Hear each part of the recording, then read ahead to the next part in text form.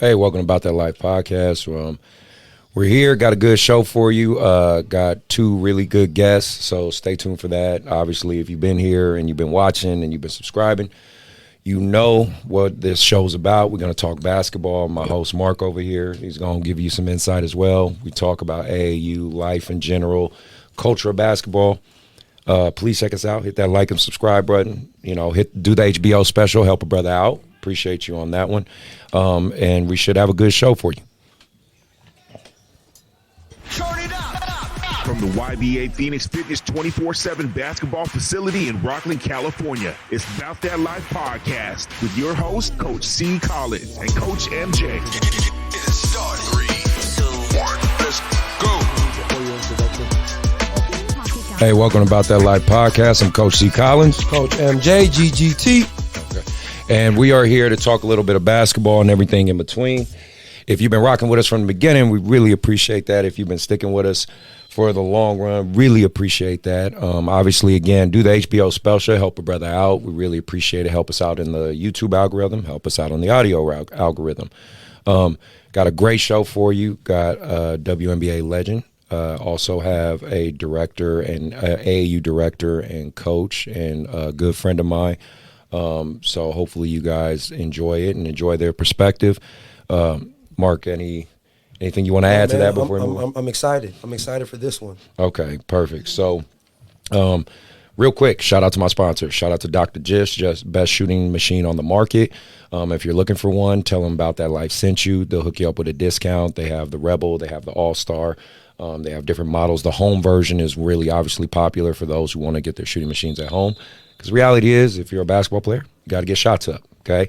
And then, of course, if you're looking for rec-level basketball, AAU basketball, good competitive tournaments, go to Hardwood Palace, right next door to us. They're a good sponsor of mine as well, and they actually do a really good job. So whatever level you have, if you want to introduce your son or daughter to competitive basketball, go ahead and check them out.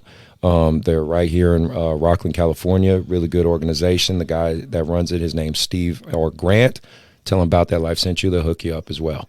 So without all that out the way, let me get to my guests. I have two guests here. One I've known a long time. She knew me when I had less gray hair, so that always helps. And the Frank, my AAU colleague and director, we have shared some players, shared some memories, had some good conversation, and they've decided to come on my show and grace us with their presence. So without further ado, let me introduce both of them, right? I'm going to give y'all each your own intro, right? I got Frank from One Vision. Appreciate you, Frank. Thank you. Thanks for having me Welcome today. to the show. Yes, sir. And then I also have WNBA legend and overall just a good person. Right. Ruthie Bolton. I almost used your government name because I saw your government name. I was this close to using it. I'll let you use that. Just call her champion. Yeah, exactly. So let's get right to it. I'm going to introduce both of them. You guys, again, correct me if I'm wrong on anything, right? Obviously, Feel free to jump in. I just always know some people don't necessarily like talking about themselves, so I just jump in and do it right now. So for Ruthie, for those who are listening or watching, maybe it's your first time checking her out. I know everyone in the Sacramento area pretty much knows who you are at this point. She's a two-time gold medal basketball Olympian. I'm trying to use the correct vernacular here. You got it. And then you went to college at Auburn. I played right? Auburn University. All 4 years, correct? All 4 years. Yeah, and then also she has basically been an ambassador for basketball. Again, we were talking before the show started for like the last 15, 20 years. Some of the places you've been, and this is just what I found on the internet, but you've been, you've been to Australia, you've been to China, you've been to New Guinea. You've been Papua New Guinea. Papua New Guinea. You've been to Saudi Arabia. Yes. Armenia. Yes. Moldova, right? Moldova, yes. Like Ukraine. Yeah, I'm sure I'm missing some. You've been to Germany too, correct? Many times. See, like She's traveled. So she is definitely an ambassador of the game, and please feel free to look her up. Obviously, I'm going to have links to both you guys in the description. You know, I'm going to have links to your podcast, or I'll mention your podcast and getting that when you start that up. And then also any social media accounts or anything, I'm going to make sure that's linked into the description. So, Frank, for you, obviously, I'm going to let you speak on your basketball background, but as far as my relationship with you, you started One Vision AAU program, like 3-4 years ago? Pretty much right around COVID time. Okay, yeah. And then you've been obviously active in that for a while. You're from the Bay Area like myself, San Jose, correct? Correct. Okay, and then you've been, like I said, you've been pretty active in the AAU organization. What's your basketball background, if you feel like talking about that? Sure. Interesting in the sense, I went to James Lick High School. Probably the most biggest athlete come out of there is Jim Plunkett, quarterback for the Oakland Raiders. Nice. Definitely was in our Hall of Fame, and I didn't know about him too much when I was at school, but he was up in our Hall of Fame. So high school was very interesting. I don't have a lot to say about it other than I think I scored 6 points and probably played in about 7 games total. Something crazy in my mind got in there early and said, I remember senior year, it was our exit interview. Coach Ibarra pulled me in the office and going through the kids, and he probably thought this is going to be quick. I mean, we can get this kid out of here, a 3-year bench warmer. We're just going to go through the formalities of everything. And he said, Frank, what are you going to do after high school? And I just kind of sat there for a minute, and pretty quiet in high school, not really having a voice at that point in my life. I just sat up in the chair, and I looked at him, and I said, Coach Ibarra, I'm going to go to college. I'm going to play basketball in college. Nice. And he looked at me, I kid you not, smiled, and then laughed and stood up. Mind you, this is 1992, so coach's demeanor with players were a lot different. A little different. Yeah, so he stood up and patted me on the top of my head, and he said, there's a lot better things to do in life than play basketball, Frank. And I never forgot that, because it was at that particular moment I took that in as I was leaving the office, and I said, you're the last person that's going to tell me what I can't do in my life or make me feel the way he did. And lo and behold, I was running around, went to the Air Force, a couple crazy girls got in the way, a little bit of life right after high school. Funny how that works, right? Yes, but I was 21 years old. Midnight basketball became a popular thing in my area. Actually, at James Lick, it was 10 p.m. to 2 a.m., which is, you have to be a diehard hooper. You hooping at 2 a.m. On a Friday night with about 3 fans in the stands. That sounds like fun. That sounds like fun to me. Yeah, I mean, you're a true hooper then. Cause I don't even think, I couldn't even get my family to come watch me at 2 a.m. And gentleman by the name of Mike Allen played at San Jose Christian, is now played overseas, All-American at this school. The San Jose Christian is now Jessup University. Okay. So before it was Jessup, it started in San Jose. The school is so small. I lived there my whole life until I went to this open gym. I just didn't know it existed there. So I'm in the Midnight League, and after practice, Mike goes, "Hey man, we have an open gym on Thursday. Do you want to come?" And I'm like, "What, college guys?"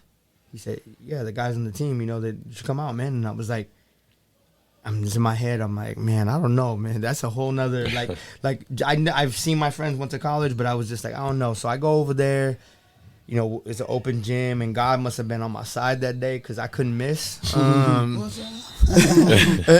so we go through this 2 hours, and I remember just like any other good day in open gym, I was just like, I felt good, man. That just the purity of basketball. Yeah. There was hardly no people in there. No pressure. And no, it was just people just hooping with their blood and sweat and heart. And when it was done, we took our shoes off, and I had learned by now I didn't have my first pair of Nikes till 17, so I definitely never wore my basketball shoes outside. I put my regular Payless shoe source, just walking shoes that I had. I put those on. And my friend said, "Hey, the guy in the corner over there wants to talk to you." And I'm like, I see a little white dude with glasses, and he looked like a scientist. I was just like, I said, "Who is that?" He said, "Go over there, Frank. Please, just walk over there." Okay. And so I walk over there, and he goes, hey, I'm just curious, man. Where do you play at? And I said, Around. Cherry Park is somewhere that's famous in San Jose, like for outdoor hoopers. Like, and I knew if you could get on the court at Cherry Park, that means you were somebody in that area. People would travel out of the area to play there, so I was able to get on. And so basically, he just told me, he said, hey, you know what? I'm gonna tell you something crazy. Is we had a kid tear his ACL, and what I saw tonight, if you're interested, we might want to be interested in have you come play here. Wow. And I'm like, I literally thought this was a joke, or like my friends put this guy, because this guy, I didn't see him the whole time I was playing. And he goes, are you serious? He's like, 10 o'clock tomorrow, come to my office. It's right here. And he said it's closed right now, but come at 10, just go to the administration. They'll show you where I'm. Coach Skinner out of Michigan. His favorite coach was Bobby Knight. That should let you know what kind of coach he was. Nice.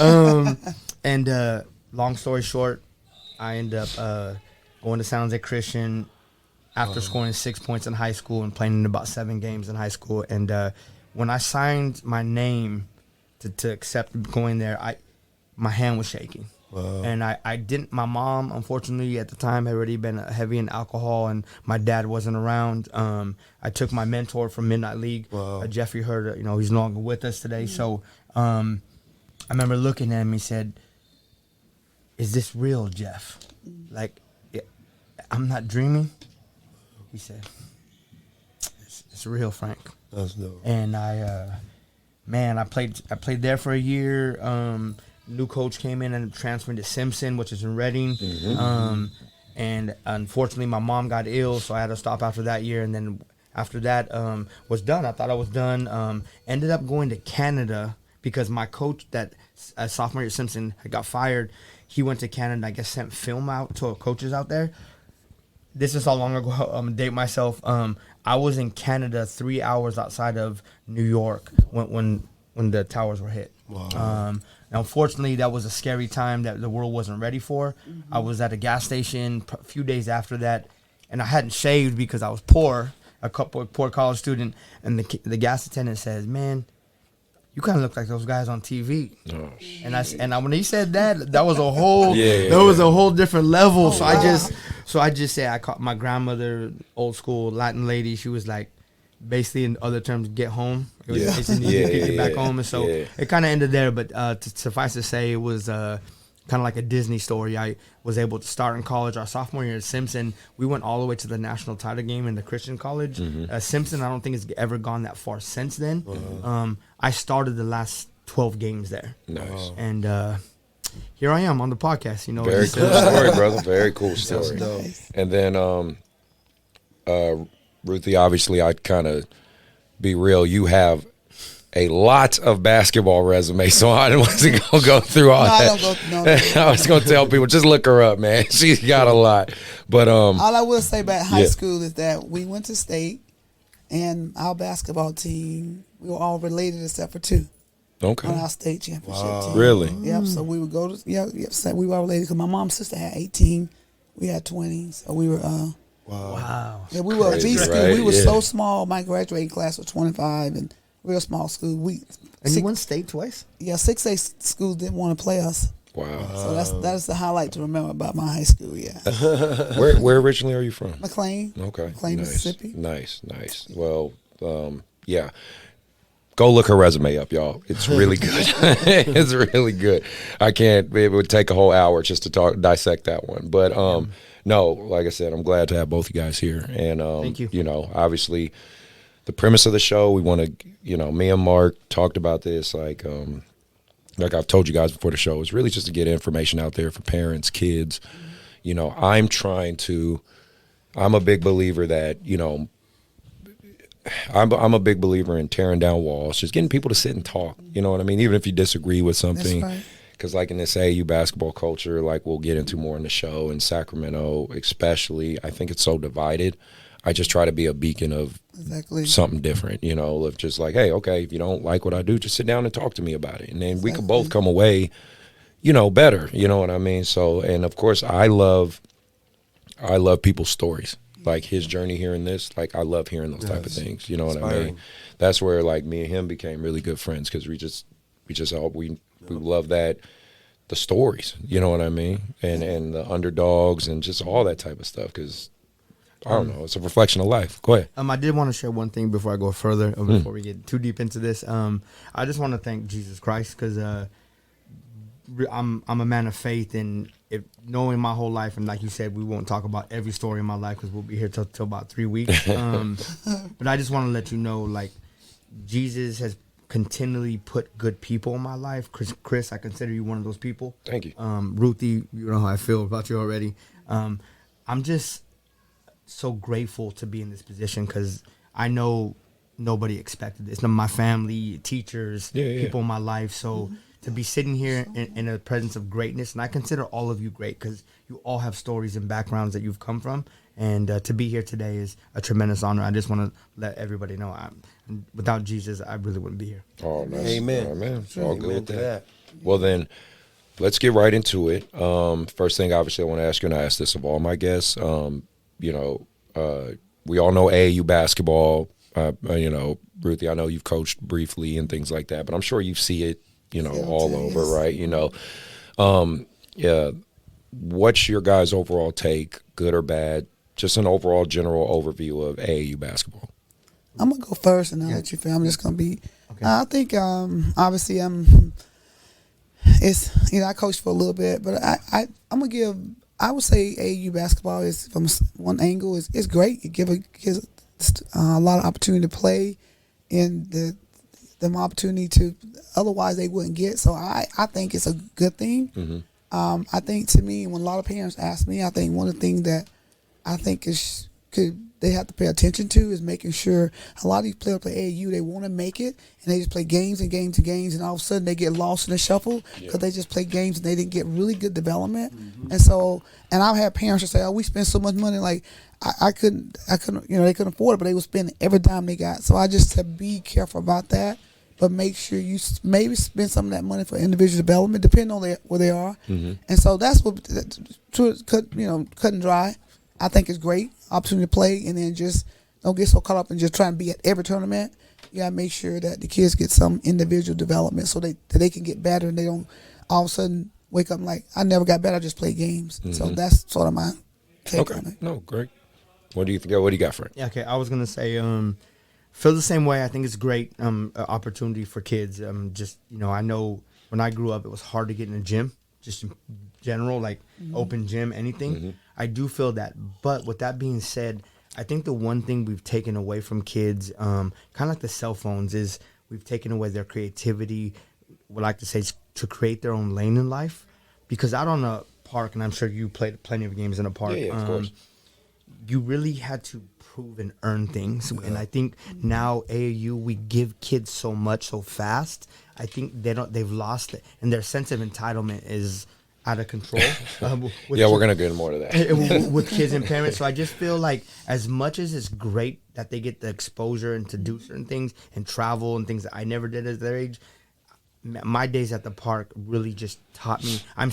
Those skills I learned there, I still use today because I had to literally earn my way just to get picked to be on that court because it wasn't so many AU tournaments. It was the one court everybody wanted to be on. So you had to prove to everybody that you deserved to be on there. You start off on kind of the rec court on the side, and you work your way up to the NBA court. Right. So that's the one thing that AAU's kind of lost, and so it's a 50-50 thing for me. But being a director and part of it, I try to be different in my approach, and development's huge with me, and even mental health is huge with me. I really just delve into the mental health aspect of the athlete because my equation is if you have a car and it has no gas in it, like a gas car, how is it going to work? Yeah. It can't.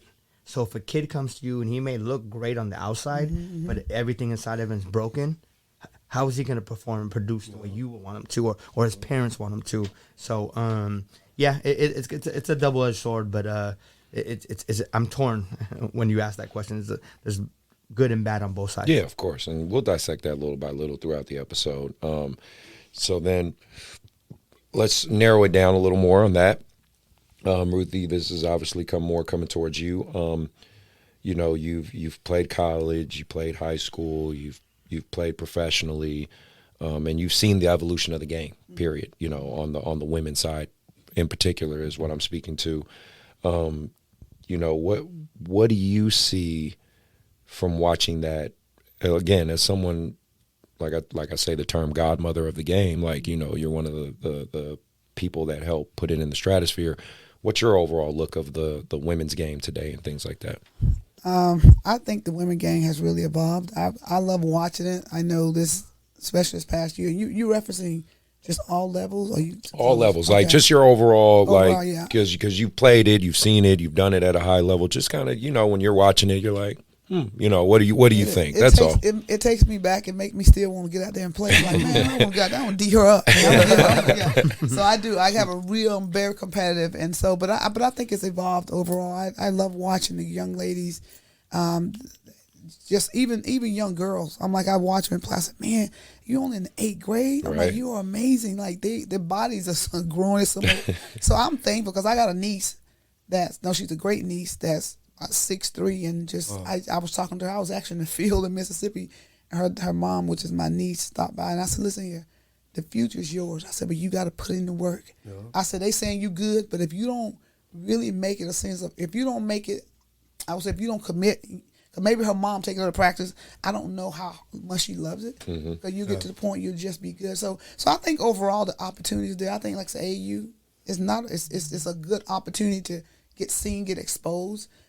These girls, and then going on to the college and to the pro. So the game overall has evolved, and I love watching it. And like I said, my daughter, she's on 14. She's starting to like basketball, but I think it's evolved, and I'm happy to see it. And it got a ways to go, and I know we talk about the financial aspect of it, but it's getting there. Yeah. I know when people ask me, the girls don't make what the men make. I said, they make a lot more than I made when I played. So it's moving forward a little slowly, but I think it's a season. I think people starting to say, you know what, the women game is great. And so now when you see like these college players, we just played LSU and Iowa, type of games. Now you got this little 8th grade or 9th, 10th grade. So you know what? I can see myself there. So that's what I like about it. That one of these little girls can say, I got hope. And so giving them hope to just persevere and say one day I can be there too. Nice. And then, it's funny you mentioned that because I was going to say, for your kids, have they had any interest in basketball? And like you said, your daughter might have a little bit. So if she, how would you navigate that? I know that's kind of a sidebar conversation because like what I call legacy kids, right? Because like I had Andre Stojakovic on my show not too long ago, and I told him, I said, you're what we call a legacy kid because your father obviously was in the NBA. Obviously, you being who you are, your daughter, if she decided to really go and play basketball, how would you navigate that? I really, even if she didn't play, I see her better than what she thinks she is. She's playing volleyball too, and she said, I think I'm just going to play volleyball. I said, I hope you got this. I said, so I would watch their games when she was in that 8th grade, early in the 8th grade. And I said, she said, I didn't play good. I didn't score. I said, but you rebounded. You took some shots. And then she could play another game. I said, you improved. And she didn't believe me. And finally, I said, I'm serious. I see you getting your hands on the ball. You getting yourself in positions, play defense. So when they finally played, they actually won the championship. They beat the same team and had beaten them before they beat them in the championship. Nice. I said, I told you, Hope, you were making progress. You didn't realize it. I said, I know a little bit of something about basketball. but seriously, I just said, I said, you need your feet heavy. So I coach her. But I will only take her to the gym when she wants to go. Okay. She said, Mom, I want to go work on my shot. I need to do some push-up and get stronger. So I'm letting her lead and not making her, but I will. Yeah. I want to work on her body, in the shape, jump rope, push-ups, sit-ups, burpees, and that's the part of that's mental toughness. Yeah. Just a little bit, something. But she's in great shape, by the way. Y'all couldn't see that. She's in great shape. But I don't really, on a serious note, I just want her mind to be right. Yeah. And her to have good character and not to quit and give up. Yeah. I said, I want it to be the right reason to walk away. So you're not because you're afraid, I'm not good enough. I said, no, you fall flat on your face, get back up. So I'm trying to teach her that inner tenacity, just like, it's not just about whether you quit basketball or not. Like, be the best version of you. That's really my concern. How do you be the best version of you? If it's in basketball, great. If it's not, I'm okay. And it's really cool you mentioned that because that's something he's big on is the mental component. He trains, so he speaks. Yeah. So that's kind of our counterbalance. So I'm like the AAU coach director. He's a trainer, you know what I mean? So we speak from that aspect, but he's big on that. And I want to add that in. I actually go next month into China, and so the China, they are so organized. They were talking about, we need to know everything we're doing, and I'm like, I said, okay, so I'm doing a Zoom in my car. I said, Right. okay. I said, well, we're going to do this and do that and do that. So I started telling them, I said, I like to spend time when I first get there, and I just throw the ball out. I like to say, hey, why do you play the game? Yeah. Why do you play? And just say, and try to get into their mind. They be like, oh, my God, it's amazing. Because that's so important, especially these days, to figure out in their head and spend time getting to know something about see if they'll open up with something about their home. I'm just saying so you can get their mind right and just be there. So I definitely think the mental aspect is huge, especially in this season. One question I wanted to ask you, just from, because I have a lot of my clients who listen to this show, and I always like to ask these questions when we have former athletes, is I always like to talk about a blueprint. Everybody has a different blueprint. For somebody like you who, like I didn't know, like from your background in high school, the small town, and you going to Auburn, and then doing what you did in WNBA. What for somebody listening, a girl, or even a boy who really has that drive and really has this dream? Because as you know, like I said, I have clients who they're talented, but they're not obsessive. And then I got the other kids who don't sleep. Like they're in the gym where I got to tell them, like, hey man, you got to take a break. But I like those kids. For you, what did it take for you to become who you became? Listen, we would need another show to go into the details. But I will give you sort of from a family of 20, 16. Listen, I was so relentless and hungry. I was quiet though. My older sister, I didn't sleep. My twin brother took all my words, but I would get out there and climb trees and jump fences. I'm talking about I could play with the best of them. And so, if I'm gonna train a group of kids, I said I want you to know my why. I want you to know what behind these gold medals. I didn't just wake up and just start playing. I'm talking, it was tough. I would compare it to my sister, who was a superstar. She was phenomenal. She played similar to Cheryl Swoops. She could shoot.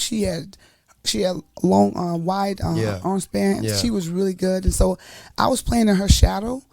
And so her talent was transparent. Mine was sort of a little bit hidden. My dad said, and I wanted to just say, you know what, maybe I shouldn't play. Maybe because I wasn't recruited. No colleges wanted me. Really? The only college was going to give me a chance at the school that she went to. And they said, well, I wouldn't play in my senior year. I wouldn't even make the travel team. See, a lot of people will know this story. She flew on a private jet. And you know how I got there? How? On a Greyhound bus, sitting there, listen, with a bad shot and a bad Jerry curl. You go back to archives, my Jerry curl was hideous. But I'm serious. But what I had was this. I was like, I want this. And I remember over 30 years ago, my dad said, you know what? Hey, you can't worry about what people say about you. He said, you give your power away. If you walk away from this, he said, this may be the most important ride you ever take. You're right. And I was like, okay, so I get on this bus and I go. I'm sitting there scared and just like, oh my goodness. Like, so I go and, I get to Auburn and end up starting my freshman year. That's crazy. The coach said he thought the blueprint. He said she put in the fucking work. Seriously, she said he couldn't believe they were trying to discourage me. So because they didn't think I could play there at all. They said I was totally different than my sister. And they meant that, but I came anyway. And he said, she either got faith or she crazy. Because how many more ways can we tell her that she is not going to play? Hey, you bet on yourself, right? Yeah. I said, I came in, I said, you know what? So if the coach said do 30 push-ups, I did 45. Yes, so sir. I always challenge with some of the athletes, the young girls, even boys. I said, listen here, it wasn't easy for me, but look at fast forward to be able to stand on that podium to be a gold medalist and knowing I almost quit. I said, my why is that my passion. I wanted it so bad. So I always challenge them, where's your passion? Like, your skills, you get letters, you'll get recruited. You have a lot more than I had. But that grit on the inside, nobody can touch that. And so, in a nutshell, that's sort of the blueprint is that, you know what? You know your why, you know your way. You lose your why, you lose your way. So know what that why is. We're gonna clip that. We're gonna clip that. Yeah, we need that. Make that a reel. And we gonna get that out there real good. I like that. That's gonna go viral. Yeah, we're gonna do that one. And I think in the era of social media, to just piggyback off is you have to learn as an athlete to turn all the negativity into fuel. Yes. Because like the coach, growing up in a Latin family, I mean, literally, like 11 daughters my grandmother had. I was the first boy in the family.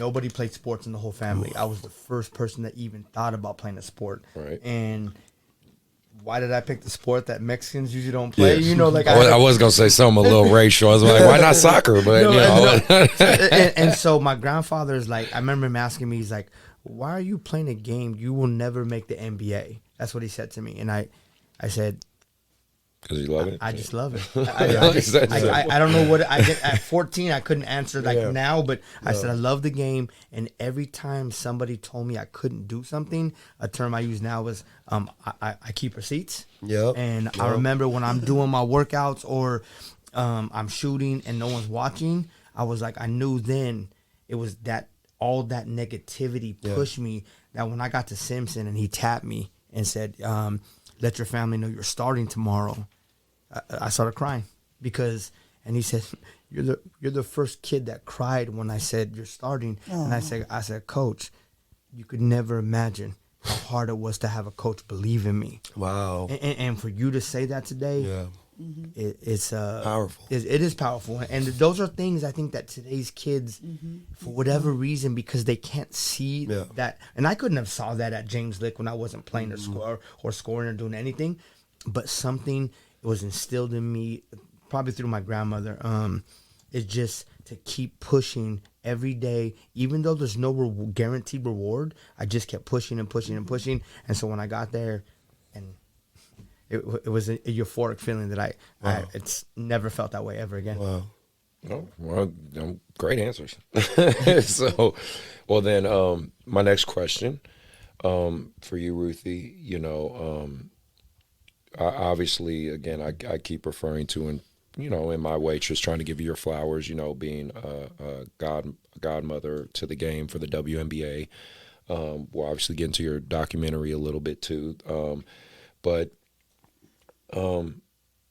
what do you see now? We talked on the grander scale. What do you see for the culture of Sacramento basketball? Women's and guys, and Frank, obviously you can speak on the boys' side as well. But obviously we spoke about the broader sense. Now, just trying to narrow it down to our city. What do you guys see for the culture of not even just AU, just the culture of basketball in general in Sacramento, the area? Maybe some good, some bad points. Just what do you guys see? Well, I'm gonna go first real quick. The bottom line is that we need a WNBA team back here. I agree with you for the girls, and I know that I see fans all the time. When are we gonna get a team? When are we gonna get a team? Yeah. I said, I don't know, but we should, because Sacramento is a great location for sports. I agree. And I just really, for the young girls, and it's so important. And let's be real. I'm sorry to cut you off. I'm just saying, but basketball in Sac has been up this past year. Let's be real. Yes. Mike Brown, what he did with the Kings, amazing. Awesome. The Sac State women's team, Yes. they went to the March Madness. You know what I mean? And I think they won the Big Sky. And Sky, yes. like the men's side of it with Coach DP at Sac State. We just had Zach on the show. Like, the basketball culture is moving up, right? I totally agree with you on that. Yeah, it's definitely moving up, and I think it's great, and from all aspects. So hey, we gotta. I think we need a big 3-on-3 tournament, and something like the city. Spokane, Washington has one, so I think Sacramento. They've been doing it. We for used to do Hoop It Up. They Up. used to, but they don't do it anymore. We need to bring it back. Yeah, It's a I agree. good time for it. But no, I think it's great, and like I said, with Sac State doing an amazing job now, and then the Kings was phenomenal watching. Yeah, them. I know, right? So it's just so hopefully we can get a team. I hear some conversation about it, but hopefully it's the time is now. Yeah, I agree. What do you got, Frank? Okay. First, before we get into the men's side, I'm gonna say I really think we need to do a better job of celebrating the female athletes in our sports world today. I was sad when I mentioned that I connected with Ruthie recently and started asking people if they knew who she was, and basketball people were just like, I never heard of her. And for me, I was like, that's a problem. Yeah. Because I know she doesn't, like she said, even when I met her, she didn't lead with her gold medals or the Olympics or Auburn or all that stuff. She led with her heart and her passion for Christ and helping people and using the platform to help people. But I just told her, I said, the world has devalued you for some unknown reason.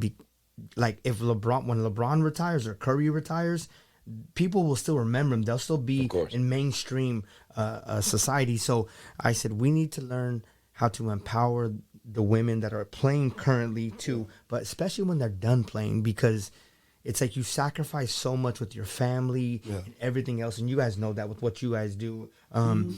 and then you finish, and then, oh, you can't do nothing for me. You can't make me money no more. So I'm not really that worried about your well-being. To me, that's just terrible. And I know she doesn't probably care that much about it, but I told her, I said, you can be good cop, I'll be bad cop. I'm gonna let the world know that I'm sitting next to one of the greatest women players to ever step on a court, and the fact that she says I want to work with you and do things with you, it's so humbling. Words don't even do it justice. That's what's up. To be quite honest. And so, with that being said, the men's side, like I said, I played the game. I'm sure like you did, and probably you did yourself. Simply because I loved playing. At 49, I still hop on a court, and what am I playing for? There's no more scholarships, there's no more scoring games that I need to worry about. Yeah. I put all the Ben Gay on, and I get into the sauna for 20 minutes before I play. But to me, even if I'm limping after, it's just the feeling of playing basketball, and I think we've lost that because on one side of it, they're so exposed to so much of it and so many ugly things that come with it that their focus is not even on, hey, like they'll lose a game. Me, when I used to lose a game, I couldn't sleep for like a couple days, like thinking about that game. And them, they lose a game. We had a kid, and we won't bring his name up because we both know him. We just beat him, and him and his mom, I'm going through the post-game talk, and then I get a tap and said, hey, a kid on the other team wants to play with us. And I was like, a kid we just beat? Yeah, that's how it works. And literally, his mom started giving me the spiel about why and all this fake love, as Drake would say, about why he needs to play for me. Yeah. And I just said, wow. I said, if I lost to somebody, I don't care who it was. The thought to join the team doesn't go in your mind. I would not want to see that person for at least a couple of days. So and it just let me know that we've done something wrong when kids don't value the competitive edge, because you need that competitive edge to survive in life. Yep. And when you lose that, because we've afforded them, we've empowered them, and entitled them to things too fast, the purity of the game is gone, and that's the part of the game that it saddens me that kids can lose or whatever and they know they have 3 more games and games the next day, and they play on 5 teams, and I'm just like, I actually do this, and I know it's not a popular thing. I said, hey, you could play, but if you're playing on 2, 3, 4 teams, you're probably not going to last with me. Yeah, because I'm not going to be begging you to make a choice between me and 3 other teams every single weekend. And so my philosophy is very simple. Mark's heard me say repeatedly on this show. I think a kid only needs 2 teams. Right. Me personally, just 2. Right. Like what we've done, collaborate and stuff. I wish more organizations would do that. But okay, if organizations don't want to talk and work together, that's fine. But I think 2 is just fine. You know what I mean? Because most likely that kid's going to have a different role on each team. Gives them 2 different voices. Challenges him mentally, him or her. Well, I'm saying him a lot because I mainly coach boys, but to know 2 different systems, 2 different IQs, I think that's enough. You know what I mean? When these parents do like 5, 6, 7 different teams, it gets completely out of hand. And I want to ask your name again? Mark. I want to ask Mark from a training side, because there's everybody and their mom is a trainer now. Like, I mean, I guess if you watch enough YouTube videos, you could throw trainer after your name. What's your feel? Because kids are jumping from trainer to trainer to trainer. Yeah. And I say this a lot. I just had this conversation with a parent. I feel like there's I like to say player development coach. Me personally. I like that. Because like you said, you can go on YouTube. And I've told this to a parent. I was like, you could actually go on YouTube, Google drills, train your son, But like I said, like I played professionally overseas in Southeast Asia for 4 years. I went JUCO, busted my knee, came back.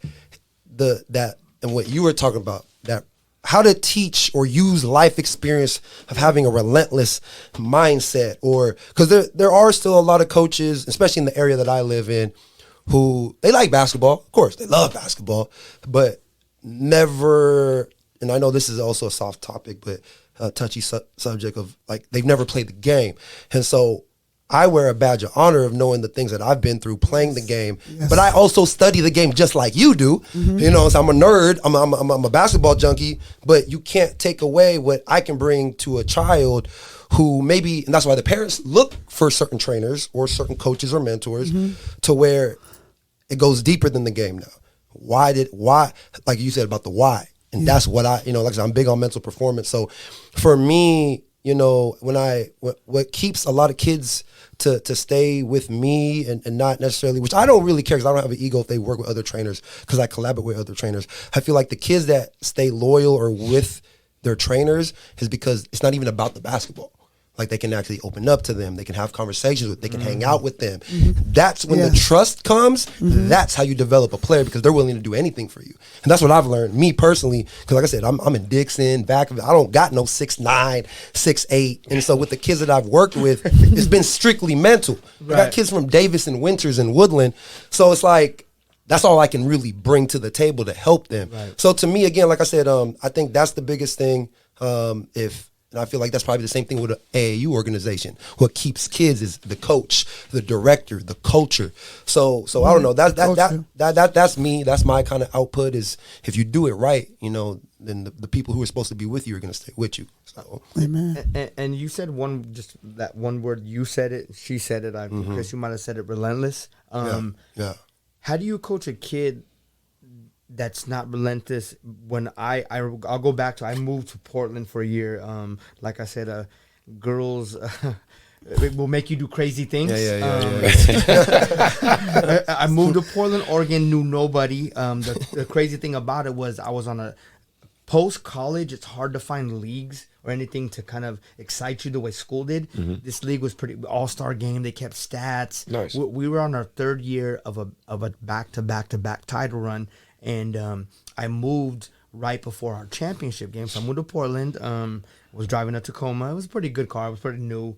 And my coach said, hey, the championship game's next week, but you're moving tomorrow. And I said, I don't know.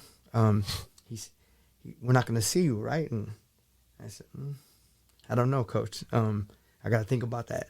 Because I was moving by myself. Money was kind of funny. You know, you just moved into a new city. I don't know. I'm embarrassed to say it's 12 hours from Portland to the Bay Area. I drove there for a championship game. We won. Thank God. Back to back. Had a little celebration. I slept on my friend's couch and then drove back the next day. I hadn't started work yet, so it was okay to miss a Monday. But it was just, the whole way home, I felt like Rocky. Like I was just like, but anybody else is like, you're crazy, man.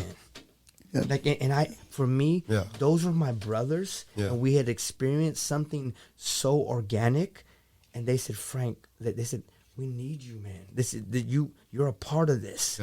And I did. You gotta be crazy. I did what I did. What crazy. You gotta be good crazy. Yes, you gotta sir. be Good crazy. Like you gotta understand, to be the basketball fanatics. We're always talking about this. The last episode with Zach, like Kevin Garnett said it on his show. You know, you have to have a screw loose. You know what I mean, to do what we do. You know what I'm saying? Like, come back from 2 knee injuries and still want to play basketball. You know, like you said, everything you persevered through. As a matter of fact, speaking of knee injury, we got that grit. As I was 33 and I tore my ACL, so I was 34 trying to come back, and I was contemplating maybe I should retire. I had a gold medal, I had a world championship, so I was like, okay, I'm done pretty good. And listen, I messed around, read in the paper. I ain't gonna say what paper it was. It said, well, I hope Ruthie Bolton not planning on coming back. She too old and rusty. Oh, damn. I know that. I know you was like, okay. F you or something in me. I'm like, okay, Yes, all right. sir. I'm like, listen, I worked my butt off. I was sneaking, going to swim lessons. I was doing different things. And my trainer said, you know, he said, you got a lot of sweat. And I told him what I was doing. He said, you can't come back overnight. You got to slow down. So I said, I'm getting back on the court. Sure enough, I did. I got back, made the All-Star team again, made the Olympic team. That just fueled me. Right. But how dare you get on the other side of my dream and say you can't come here? Right. No. So that kind of things motivate me and push me when you got to. So I think that's what, as you all with AAU, with these young athletes, finding something within them, like using obviously basketball. Say if they end up not playing basketball 5 years down the road, but giving them something like to fight for, to giving them design, giving them purpose. Say, you know what, this may become bigger than you, but giving your all, not having talent and going through the motions, just wasting. You know what I'm saying? Like wasting time. But I think to me, it's just to find that athlete and make this an experience for them. Yeah. You look back and say, you know, I had a great experience. Maybe you didn't win all your games. Maybe you did, but make this an experience. But teaching that or trying to share stories, y'all stories about resilience and grit. It didn't happen. So that's why, to me, I felt like I owed it to the next generation to share my story. I wrote a book, The Ride of a Lifetime, talking about that bus. Get on that bus, because I could have easily walked away. Yeah. And look what I would have missed out on in basketball, because it didn't look good for me. Like I said, bad shot, bad Jerry curl, just nothing. Like, the coach looked at me and didn't see anything special, but my dad saw something within me and reminded me, said, you got this. I remember getting on that bus, like, he said, you got this. And I'm thinking my dad is just encouraging me, because that's what dads do. But he said, you got this. So anyway, that's why. That's my why. That's what I do, what I do. And for you all spend time with these athletes, just to continue to share your story with them and remind them, so that it can be an experience for them. So that's great. Well then, well, that circle, like, we've kind of pretty much touched on it. But if you want to, I wanted to speak on it. Well, if you guys, anybody jump in and let's speak on this more. I don't think kids nowadays realize how hard it is to become a college athlete at any level. You know what I mean? I don't think. And we talked about this on the last episode with Zach, but I think it's relevant to even speak about it again now. Obviously, like your story, people have heard our stories because this is episode 49 now, so we've done this quite a while. But I know. Yeah, go ahead. But I'm just saying, like, you know, let's be like, how hard is it to become a high level athlete? Like, you know, you can speak on your journey. Listen, and I think, to me, the coaches and people got to be honest with them. Say, you know what, don't pipe. It's like, you got to be, I think the players, the younger kids, need to watch more video. I was behind in shooting. I was behind in everything. And I didn't listen, I was out of college still when I got with the national team. They got me because my grit, my defense. So she said, you going to play, but she said, you got to start making some shots. Well, key word, like you said, defense. At least I was playing. I had defense. She said, that's going to keep you in the game for a while. She said, but you got to make some shots. So I started having to make 300 shots every day after a 3-hour practice. Wow. Listen, I had to start doing that. So trying to, like, okay, I wanted to play. So that's what it took. And so I became, she said, I don't know what happened to you in college, but you're going to be one of the best shooters in the country. Wow. I was like, okay. But this coach, Tara Vanderbilt, was such a great coach for me. If she had told me I could fly, I would have believed it. Because she showed me a blueprint. She showed me, she said, if you trust me, if you follow my lead, you'll get there.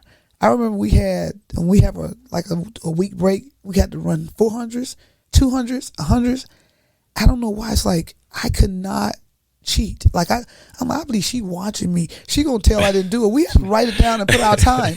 We had a jump rope, for 5 minutes. So when I got back, I said, listen, I could not, because I feel like she was watching me. But to me, that what helped me get better. She told me the truth. So you attribute a good amount of it to the power of having, like, a good coach in your corner. A good coach that tell you flat the truth. You got to be honest, and you got to care enough about them. You got to give them some tools and just like, you know what, slow down for a second. Let's watch. And I watched tape a lot too. At one point I was gonna I watched a lot of tape.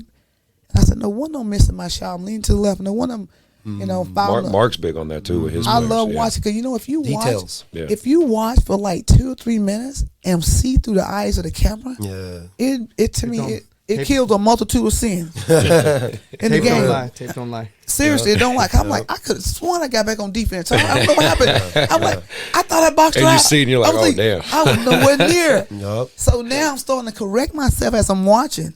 And I started to correct myself getting ready for that next game. And I always got better when I watched. So I think, to me, more that just, and I know it get to be where you're doing so much games, but I think as like I said, development, and I would encourage that. And I know when I train kids on the side, I say, you know what, give me a tape, let me watch you.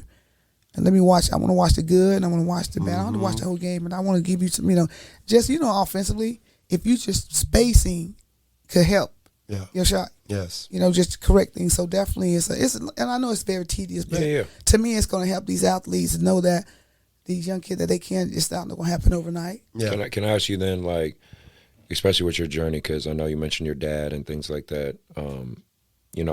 sounds like your parents were encouraging, right? But obviously, I want to say today, parents, I think we have the opposite effect. I think parents are sometimes overly involved. Like, did your dad and your mom just let the coach do their job? Yeah, or listen, my dad might have came to one game.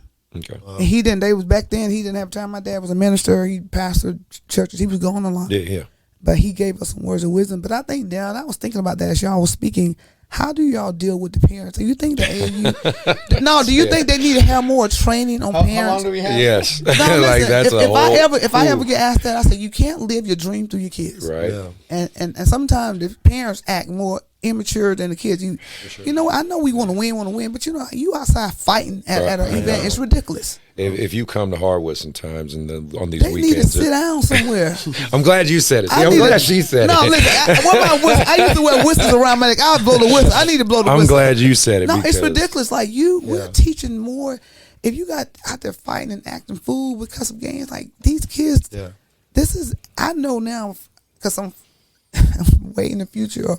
I would play years ago, but this is bigger than basketball, and you teaching so much, and you out there arguing. So it's like, my dad. Listen, we came home, and if something happened, we said the teacher this. Now he said, you know what? What do you do? We got in trouble if we came home and reported that if we did something.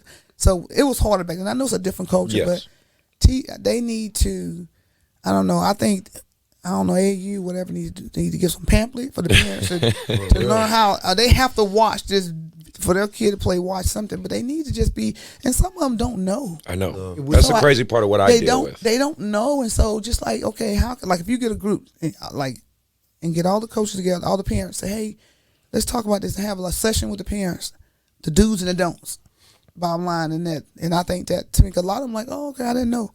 And I was gonna say, excuse me, that point that we actually for the first year we have a player contract, which is pretty standard and for a lot of programs. Code of conduct, right? Yeah. But we also have a parent contract. Nice. That my admin, Rebeam, she designed that for me, and it lets the parents know if you want to act a fool out there and you want to just get crazy, but pretty soon you're not gonna. You won't wait for the director of the tournament. We'll tell you you're not welcome in the gym, like around the team, because we don't need our kids seeing that's how you respond when things don't go your way. So I agree when she did that. I said, man, this is proactive. This is different. This is what we need, more of these things to help the coaches, because we can't see everything. And to kind of go back to your last question, Chris, what you asked, Ruthie, I'm worried about today's player because I think, and you know this, and you know this too. All of us know this. When you're chasing something great or something people around you haven't done before, it's lonely. Yes. You find yourself. I would be at a gym. All my friends would be at parties, chasing girls, doing things, and I'd literally would be working and trying to get my left hand better and working on my pull up mid range and just doing everything I could, so when that one opportunity came, I was gonna be ready. And I remember my mom asking me, I was about 17, I hadn't had a girlfriend yet, and I'm gonna say nothing against or people that like the same sex, the LGBT community. Yes, nothing against that. But my mom, and it was 91. She asked me. She said, "Are you gay?" I'm in love with Wilson. Yeah, and I said, "No." Why would you say that? And you've never brought a girl. You've never went on a date, and I just said, "Mom, I love Spalding and Wilson." Between school and basketball, and I wasn't the best student. It was like I was that relentless in what I wanted. It was my dream. It was my vision, my passion. I like to tell kids this: do not expect anyone to pay the price for your dream. And if you do, you're fools. You're foolish. That's fool's gold. And so for me, you're asking a generational of kids now that everything. Oh, I'll come over there if you bring my friend on the team. Or we only do this together. We're a dual package. None of my friends. Not unless your friend's 6'10". I know. At least that's what I say. I'm like, he's 6'10", we'll talk. Yeah, we'll definitely talk. But I'm worried because kids today do everything in 2s and 3s now. And I said, when you go into that college office and you, when Coach Skinner wanted to speak to me at San Jose Christian, he didn't ask me to bring my 2 friends with me. He said, come to the office. You come tomorrow. Yeah. And at that moment of truth, he said, why? And I said, I don't want to do anything else except go to school and play basketball. And that's it. And he said, those are the kind of kids I want in my program. And I signed, so. Very good. Well then, good stuff. I wanted to talk about your documentary. Okay. It's called Dream On, correct? Is it out already, or is it's out? It came out last summer. Okay. We were on Good Morning America, but it's a 3-part series, and they talk about. Because I was trying to find it and check it out. I didn't know which streaming service or was on. I'll look some more or whatever. Because I wanted to see. I saw the trailer. It looked great. So, and it just talk about just what we did and some of the things we did. What I would say the truth behind the goal, and it's really all the things we had to go through. So much at stake. Listen, so much at stake for us, and we were told every day, and it was tough. It was Tara Vanderveer was. I was used to it because I have my military experience and my dad team. So I'm used to discipline and that hardcore stuff. But a lot of girls want to quit. A lot of girls, if you haven't seen it, no, you saw it? No, I did. I saw the trailer, but I didn't get to. I was trying to see it before you came on the show. Teresa Edwards, 5-time Olympian, her and Tara almost had fist fights. I'm talking about it was crazy. Wow. She literally said, this lady's crazy. See, and it's the behind the scenes stuff people don't see. Yeah, and Rebecca, they was, Tara said, I don't care, because we had like the little tour. She said, I don't care, Rebecca, if I don't think she can play that game, she's not playing. I don't care what she's done. Tara she didn't care. Okay. She was like, she had this, very vague, she was just who she was. And so we went through a lot. And so to be able to come together and really change the women basketball, we had to. You guys did. You had a great season. And it's like, so we had to come together and play and we got on the court, we played together, but it was a lot behind the scenes. But that's what it took for us, because we knew the legacy. We knew what we were doing. And I know you guys have obviously walking your own paths, whether it be playing or coaching or whatnot at this point. But do you feel that created kind of a, what's the proper term? Hopefully, but like an unspoken sisterhood, like between you guys, and try to keep in touch every now and then. Because of course you're going to connect with others, maybe a little closer than others. But I just feel like I don't know what being a part of something like that is. You know what I mean? But I would think, or I'm just guessing and imagine, it's like an understanding you all have with each other. You know what I mean? It is. And when we were in New York and we were sitting around, we were like, wow, it just took us back. Like we did that. I'm like, it was a lot. And it was just, man, it was a reminder, like Teresa Edwards says, I'm getting mad all over again. But to me, the results ended well. It's like Tara did all that and you wonder, and I'm a fan of Tara. I like, they was so hard on her when you see it. Yeah. They were saying things about her, she was saying things about them, and even Gino from Connecticut was like, he didn't agree with a lot of things she did. Mm-hmm.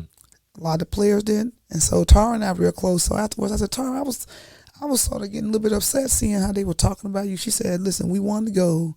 She said, Can't argue the result. I don't see nobody giving it back. I said, yeah. So anyway, so all the stuff you'll see it, but the outcome was good because the women now they're benefiting from it. We changed the trajectory of women basketball for sure, and to me, because you guys were definitely the catalyst of making a lot of moves that, like you said, to have been part of that. And think about it, we had to do something different because we had lost. It was nice. We had lost in '94 in the World Championship to Brazil. '92 lost in the Olympics, because now the world was catching up with us. You're right. So Tara said, we got to do something different. We got to. That's why. Listen, we was in a circle around.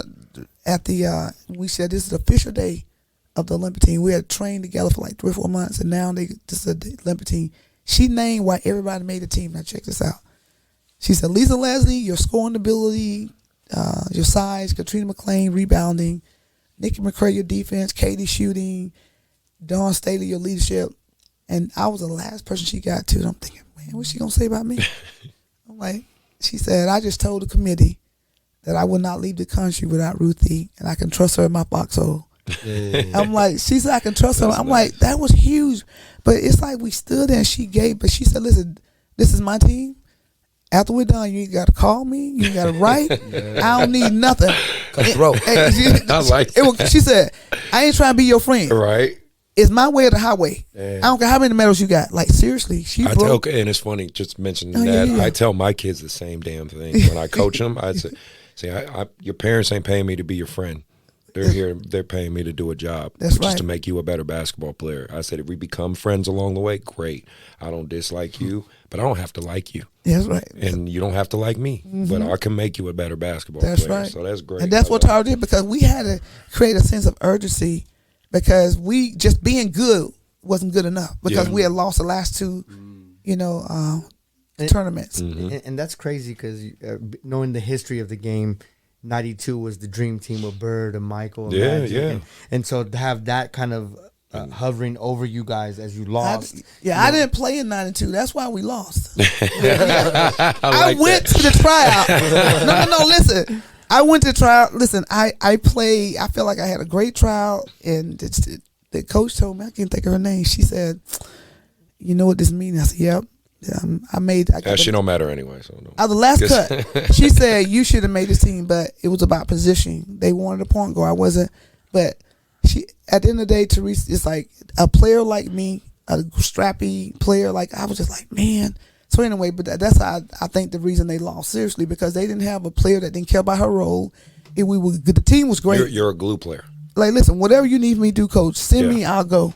And so they didn't have, so the 92 they lost, in 94, but it was time for a change. So when you think about it, I think Tari was right on time what she did, because we didn't listen. We didn't want to leave. She said, I'd rather say we overworked than look back and say, man, we should have worked a little bit harder, because the world was watching and they was waiting on us to mess up. Of course, they was waiting on us to say, we don't need a women team in the league. No, we don't need a women team in the country, in the USA. So I'm glad Tara was that focused and that committed, because she was like, hey, it's my responsibility to get us ready. And that's what she did. That's great. That's awesome. No, that's a great story. I'm glad. Thank you. So Thank now you for we're sharing. giving every young girl permission to dream on. Nice. Yes, dream sir. on. I love Dream it. on. Frank, I wanted to talk about from your side of it as an AAU director and coach. What do you think of the social media side of basketball? Me and Mark talk about it constantly on this show, and Mark is actually kind of making a living off the media side, which is great, because he has his own media company, and he's great with camera work and stuff. He's done stuff for me and things like that. So I do think it's not inherently a bad thing, but like you said, it can be overly abused, where kids are now more concerned with the mixtape rather than the game itself, right? So, I do think it's a balancing. So I'm just, your side of it. What do you think? It's funny. You said with the mixtapes, these exposure events, right? Kids, I want to play in the exposure events, and the media that's going to be there, and Simply, and all these people. All this life. All these people. Over time. You get on one of those, and your whole life can change. I understand it. But then we have to ask ourselves, is it the exposure? But what if you get exposed? Because one of the two is going to happen. Yeah. And whether we want it to or not, even programs, if you put yourself in a position, but I like to just, because I'm kind of like what you had said earlier, and I tell parents, and if you look at my new website I launched a couple weeks ago, in the end of the story, it says, if you're looking for a coach who's only concerned about winning and losing, I'm the wrong guy for you. And someone could say, well, coach, no, we're trying to win, right? I'm trying to help them win in life. Yeah. Mm-hmm. And so the saying that I say sometimes, and it goes way over their head, is you can actually lose when you win, and you can win when you lose. And like most people don't understand that. When they're like, dude, you been drinking? What you doing? but it's because I understand things happen for a reason. It's not winning or losing. It's always winning or learn. Everything's a lesson. Yeah. And if we can embrace the growth, I'm huge on mental health and the development. It's emotional, spiritual, physical, and mental. Those 4 components. And if you start addressing the athletes in that manner, not everybody, we know this, not everyone's going to the NBA. Of course not. Not everyone's going Not to everybody college. playing college. You know, It's just not happening. It's okay. I'll tell the parents, when you come from me, I'll tell you this one thing. Your kid will start taking steps to become the best version of themselves. Yes. Hopefully, they'll find their purpose in life earlier than I did. And other people. So we're taking the appropriate measures to do that, and it's not always a popular topic because everybody's, I gotta get that medal, I gotta be on Instagram displaying this, and I'm like I said earlier with Drake, it's like a lot of that's fake love, it's fake media, it's fake, it's not real. Clickbait. Yeah, and so people chase that, then they wonder why. I'm in a 24-hour fitness on my free time, and I see a 19-year-old kid in there who shouldn't be in there with me because I'm 49, and he's in there talking about, I got you, coach. And I said, you should not be in the same gym I'm in right now, other than doing some leg exercises, you know. And he's on fire. but just understanding that. Social media's helped me a lot, the reels and various things. Of course. My son, 17 years old, he even messaged me the other day and said, man, Dad, he said your real game is fire. Like, you got my friends at school. We're now in the Bay Area, and we started here in Sacramento. He said, I got kids at school saying, you're the kid from One Vision. They don't even know his name. And they just know the social media side of him. And he's like, Dad, he's like, people know about us. Well, this free marketing era we live in is great. I mean, again, it's what inspired me to create this and have these long form conversations because, you know, mainstream media, they got to cut, chop stuff, edit stuff, all this. Like, I'm a firm believer that media, social media in itself has made the world so much smaller, you know what I mean? And and it's great, you know, but it obviously, with anything, it can have a dark side or a negative side. And I just, with kids and parents trying to navigate it, you know, it's a balancing act. So I just think having these conversations, having these things out there is good. So, you know, they hear it from somebody, right? You know what I mean? And I wanted to finish with this. Just yesterday, I'm scrolling through Instagram, I see some lady post a story about, it says, passport ready, next step in my journey. So I read her little story. She's playing in Costa Rica, which is, I mean, I don't know about you, I love the ocean. So playing basketball and she, you know, being on a hammock after your games right there in the ocean. Not a bad place. Not a bad place. 23 years old. So I send her a message and congratulate her. I don't even know her. I did a reel for her because we spoke for 30 minutes. She told me she started off at UCLA. She's from the San Diego area. She tore her Achilles. Ended up at a JC. Now, this is the hard part, that when she said it, she kind of choked up. She said, I was on my way back to D1, but the counselor didn't give me, because I guess that she said, and I didn't know this, when you're a 4.24, you have to have a certain it was a certain course you have to take to go back to the D1 level. So she was D1 ineligible because of something her counselor didn't do at the JC. Hey. Holy Names. She had to go to Holy Names. I know the school because it was from the Bay Area. So she ended up at Holy Names, graduated from there, and through all that, she's now in Costa Rica, and we talked, and we forged a new friendship. And when she gets back to San Diego, she wants to come to Google and hang out and talk. And she said, hey. Splash for her, man. Good No, job. and her name's Sammy. I'll give her a shout out. Like I told her, I said, these are the stories kids need to hear. Inspiring. Because they see you at Costa Rica and they think, oh man, she must have an easy life. You know, but the social media platform allowed that, and I came at her in a very correct, in a respectful, congratulatory manner, and she said, hey Frank, I don't know you, I can see you're on a different vibe though. You just want to give people their flowers. And I said, yeah, I mean, look at you. I mean, that's a great story. So I'm a fan of social media, but like anything else, it has to be monitored and controlled, because anything that gets too out of control, it could be anything. Yes. It could overtake you, and that's never good usually. Okay. So. And then, so my last question before we move on to our other segments, and obviously we've been having great conversation. So, well,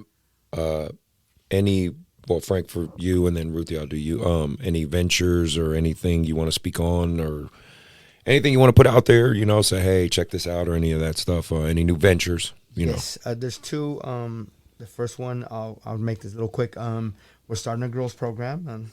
I think when you have an Olympic champion next to you, and she said she wants to work with you, and I told her I want to help empower young women, and I want to try to empower her too, because I told her my job now is to make sure people know who you are. Like that's, I know you're not that concerned about it, Ruthie, but you're around me, and I'm gonna make sure when people ask me about you, I'm gonna let them know a little bit about your story. You could take over and you do a great job, but I'm gonna help empower young ladies. I think they need their own platform, and it's not just money. It's just they need that platform to be successful. So we'll do that. And the second one is very near and dear to my heart, because, like I said, San Jose, California, before 19, I went to LA one time with my father, who decided he wanted to be a dad that weekend. Took me to Disneyland. But beyond that, never really left San Jose. Didn't have the money. Single mom, just wasn't possible. I'm taking 12 kids to Ghana, Africa next June. We're working with Team Ministries International, Extreme Athletics from Ghana. It's an incredible journey. I just met the Ghana village yesterday. We were on a Zoom for 3 hours, and these kids are just so excited with the hope of something better in their future now. And that also leads me, that could be another whole subject that I don't want to take up the whole time, but that's just a kind of a nugget. But that leads me to a question that I have, because what me and Kareen Beecham, that's who I'm working with the Team Ministries International, we said we would love to have the first world AAU tournament, even if it's only 4 teams, because we have ideas of, like, I'm supposed to go to the Philippines in a couple of years, and Mexico, and a couple of different things that I got in the works already. But we said, what if we did a world AAU tournament? They have a couple teams, Ghana, and I can't remember the other town. She had said that they'll come. So she said, can we get another team to come from the U.S.? And obviously Ghana is not a place you're just like, hey, bro, you busy next week? We're heading to Ghana. But I'm going to present this challenge, Chris, and a token to you, because since I've met you, you've been nothing but gracious to me, and you didn't know me at first. And some of the things that you've been through in your own walk, it's easy. Could have said, like, nah, bro, I'm good. I don't know you. We just don't vibe like that at that point. Yeah. So, but I'm going to tell you right now, we're looking for one more team. And we're going to talk deeper, because this is a big... Or you giving me a challenge right now. Okay. I like those. I would love for you to become as my brother on this trip, and bring a team from YBA, or it could be kids from Oakland. I don't care. Yeah. 12 kids. I want us to take that trip together. I'm open to that, no doubt. And because I tell kids this all the time, you shouldn't need a reason to be nice to somebody, or open up your heart to them if they've extended their hand to you. Right. And you've been nothing but respectful to me. You extended your hand. You extended players. One player in particular who I love, who's dear to me, is Elijah Samdal. I told his parents the other day, I said, man, this is unique at Sacramento. We share because he's a good player. He's good for you. He's good for me. Absolutely. But there's never been, like, someone said, like, hey, what about Chris? And I said, that's my guy, man. He's cool. Like, he let me borrow some Elijah, and we work together, because me and Chris both realize it's for the betterment of Elijah, not the betterment of Chris or me. And that being said, I want to invite you, and we have a lot to discuss. No doubt. But we have till next June. I want you to accompany me to Ghana, Africa next year, and bring the team. Make sure your passport. I know it is actually shit. I do need to go. I do need to check. It actually is. I will go deeper. No warrants. Yeah. No, I'm good there. I check. but no, Chris, I'm serious, and I know you weren't expecting this, and I was thinking about this the other day. I said, because she goes, we need another team, Frank. And I said, you know what? I know somebody just as crazy as me. Yeah. And if I tell him, he won't get scared. So hell no. So this is I want to do, because it will lead to my next point is, as minorities, we got to stop pushing each other down and just talking down to each other. 1000% agree. Why can't we just lift each other up and just embrace each other? You know, you have a different style than me. Doesn't mean it's better or worse.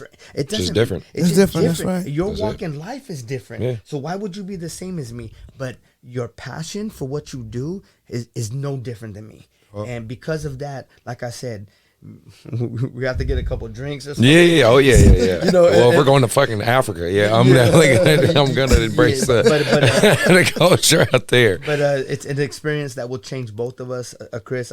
I hope you would bring your son. Because my son happens to play still, but still, he called me the other day and he said, "Dad, you've shown me I can do anything I want in my life." That's great. And when your 17-year-old kid tells you that, like you know things are moving in the right direction. So, Chris, thank you for everything, and that's I wanted to tell you. So we'll get into another opportunity to discuss that. But you are invited, it's going to be a great experience for everybody. All right. Hey man, that's I don't awesome. know. That's really On cool. the spot. No, I appreciate that. No, we will definitely talk about that. I'm definitely down to do that. Okay. So what about you? No, Yeah. good, bro. Yeah, for me, shoot, you know what? I'm doing a podcast with some guys and called Heart of a Champion. And really what it come from is that I love people with untold stories, and anybody's story. People, like, you don't have to be an Olympian or world champion. Everybody has a story, to be honest. Everybody walking this earth could write a book. Yes. But we want to help find people's stories that's going to move people to a place. I spoke somewhere a couple of months ago in Vacaville, and I came off stage, and this lady just walked up to me and just hugged me. She was working at the bar. She was selling. She said, I had not planned. I was just blown away. She said, you what you said moved me. It gave me permission now to write my book. It gave me permission to, I don't know, that to me, that meant a lot to me. And so anyway, so doing this podcast, Untold Stories, that's one thing. And then this thing here, I think is more important. This next thing is that I do curriculum for schools. And out of all the things I've done, all that means nothing if I can't help the next generation. So this Aim High curriculum is a PE curriculum on steroids. So it's helping. It was some social emotional learning in it. So it's a message every day. It's a 5-week program. And so it's pretty much done, get ready to launch. And so I feel that with so much happening in this world, the shootings, crazy stuff, we need to get proactive. I usually have my whistle with full court press. Yeah. We can't sit back in the zone. We're going to sit back in the zone, wait till they miss and get the ball. No, we got to be intentional. I like that. In this new generation. So it's a basic movement PE with some social emotional learning, and so I have that read. I can actually get that to you too. Yeah, please do. No, please do. And so I feel like we got to get to, because I feel like the 3rd and 4th grade elementary kids, they need to know that that someone loves them. They need to know you care. Because if we don't, all the shootings, if you look at the last 12 shootings, okay, there's some history of bullying, not feeling worthy, not making an excuse, but we need to now get into the ears of these kids, 2nd, 3rd, 4th grade, say, you are loved. We care about you. We validate you. So when I go to these schools and I'm speaking to these kids, and this girl, 3-year-old boy, say, can you be my mom for the day? A little girl, serious little girl, say, can you give me a hug? They are searching in the depression and suicide in school. Yeah. So that's really what I want this program to be, more than just about teaching basketball, but also trying to help them say, you know what, I do matter. I tell them, I said, there's over 7 billion people in the world, and there's nobody in the world have your set of fingerprints. All you do, you be the best version of you. And so that's sort of the thing that I really hope to take off, not just in California, but all across the world. No, that's great. I think we all agree, we all share a passion for youth in this room, right? Because we all, basketball is the vehicle, but our tying, our core passion is with helping the youth. And I've said this on the show, my big reason of why I love or I'm trying to, I guess, to a degree, empower the youth, not only just the basketball, and I'm a competitor and I just freaking love basketball, but I got kids, and my kids are growing up in this world, and it's easy to sit back and say, oh, this should be different, this should be different, this should be different. It's different to be proactive and try to invoke that change. You know what I mean? Basketball is just the vehicle in which I do it, right? And I think what you're doing is that's incredible. What she said, Mom, you know how you always say to the world you might be one person, but to one person you might be the world.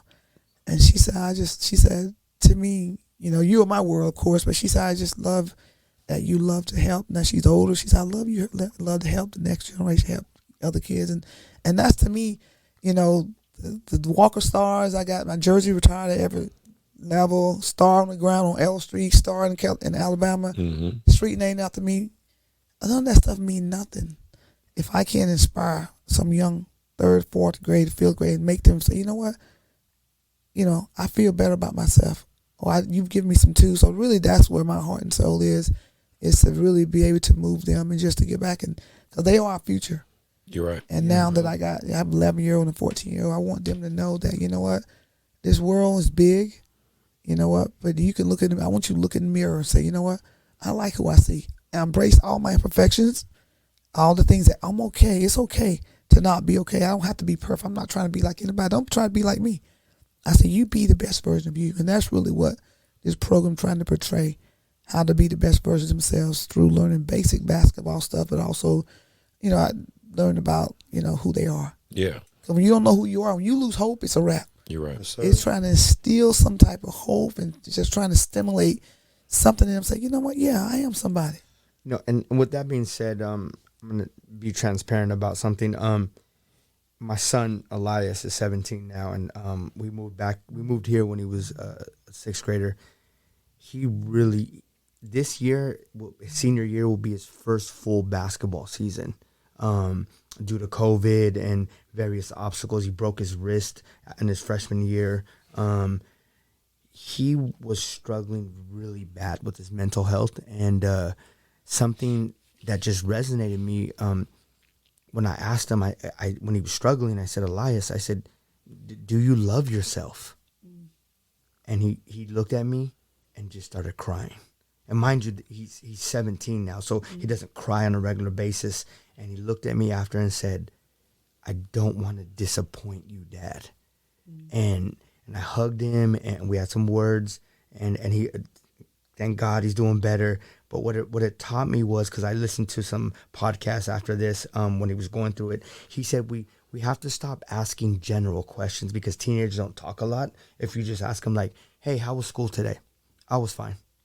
So you have to ask them a question like, what did you do in school today that really excited you?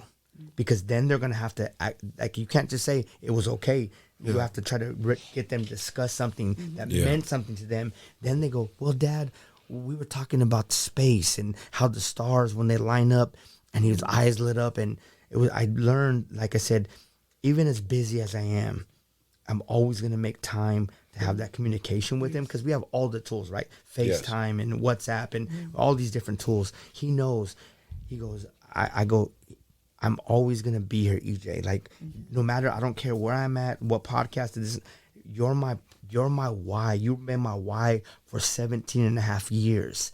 That only thing that changes is the calendar and our conversations get deeper and you start asking for more money now. Yeah, definitely on that one. So no, that's very cool, man. Well, I want to let's get to our hot takes.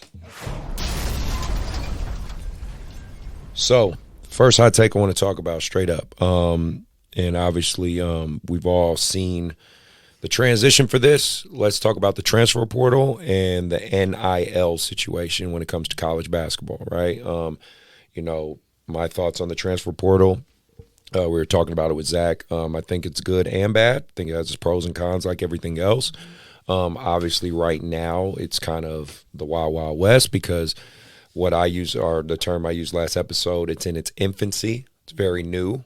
So I think colleges, coaches, players, everyone's trying to figure out how to navigate it. and do it the best way. Like one thing we learned when Zach was on the show is kids can actually go in the transfer portal without telling their coach. Remember he said they could just like kind of backdoor their coach and do it. So them telling their coach is kind of like a formality. And obviously, you know, you get people on both sides. People are like, man, I love it. The kids got the power now. You know, they have decision-making power. Then you got coaches that feel like, well, I'm invested in you and you're betraying me. There's no loyalty, blah, blah, blah, blah. But again, the counter argument from the player is, well, you can leave and get a new job and go anytime. Like, so there is valid points on both sides. I just try to talk about it. You know what I'm saying? So do you guys have any thoughts on that transfer portal or whatnot? Well, real quick, my quick version. I actually, to me, as they were talking about this 3 or 4 years ago, I knew there was going to be some hiccups. There were going to be some issues. But I am glad that it's happening because the athletes need to be compensated. But I knew it was going to get out of hand a little bit. What my bad, we talking about? Okay. The transfer. No, I'm just saying, well, no, you're fine. I'm going to go back to transfer, yeah. The transfer, I just think that I was talking to a coach, I can't remember who it was, but she was saying it's crazy. I think that gives them an opportunity to go to a different school to do whatever. But I think they just needed to, now they need to just manage it, figure out some stipulations, but I'm happy it's there. Okay. But I think we just they need to figure out so it don't just lose integrity of the game, but just get crazy. Yeah. So I think just need to figure out what's the best way. Yeah, and I'm glad it's there too. I'm in total agreement with you there. Did you have any thoughts on it? Yeah, I was gonna say I'm glad. There's obviously some positives to it. I think the one negative that comes to mind for me is it's caused people to make a very quick decision to quit on things. True. And you, all of us know in this room, you're gonna have to fight through some adversity in your life and some stuff that just doesn't make sense. And if you don't learn that trait, at some point, life is going to put that right in front of you and hit you with it. And if you keep, you won't be able to run forever. You can do it at this level and certain things. But like I told a parent, if they were thinking about leaving to another program and they said, you're not mad? I said, no, I said, I hope you find what you guys are looking for, though, because eventually he's going to have to fix this issue. And whether you think I'm lying or wrong or being too harsh, you can't run forever. It's something my son, I told him since he was a little boy, if you join something, barring a medical emergency or something like that, you will never quit anything as long as I'm around. And I have a decision, a say-so on that, because quitting is a non-negotiable for me in life. With my mom being an alcoholic and my dad not being around, quitting because life was hard as a little boy, no one gave me that option. But I'm thankful. That's why we're going to Africa. Yeah. Because I don't know what quitting is. It just means I need to find a different way to get past that obstacle. So, wow. Mark, did you have anything? I mean, we talked about it several times, but I don't know. I don't have anything on that. Yeah. I know we talked about it, though. Yeah. To me, I think they need a situation like that. Frank has a point that he quit so easily, but I don't know if at each school look at every situation but I think that's this new generation. Yeah. They don't have the pedigree to just fight and endure and lean in. So that could become a handicap. That could become an issue. So hopefully, like I said, they having a discussion about it, trying to figure out the best way that to bring a balance. Yeah, because if you lean in anything, if you go too far one way or too far the others, there's balance. But like you said, bring a balance, because for the episode we had previous to you guys with Zach, he was a kid that transferred from San Jose State to Sac State, and it worked out for him. He actually ended up with a really good season, a really good year, and now he's potentially trying out for pros. Yeah, he's going to be in the NBA pre-draft workout, I think it is, so the summer league. So, it worked out for him. Now, will it work out like that for every kid? Absolutely not, right? But, should we take away the ability to try? I don't think we should do that either. So, well, then let's talk about NIL. We've all played college here. I'm a firm believer that I'm actually, when they started announcing finally kids can get paid, I was happy.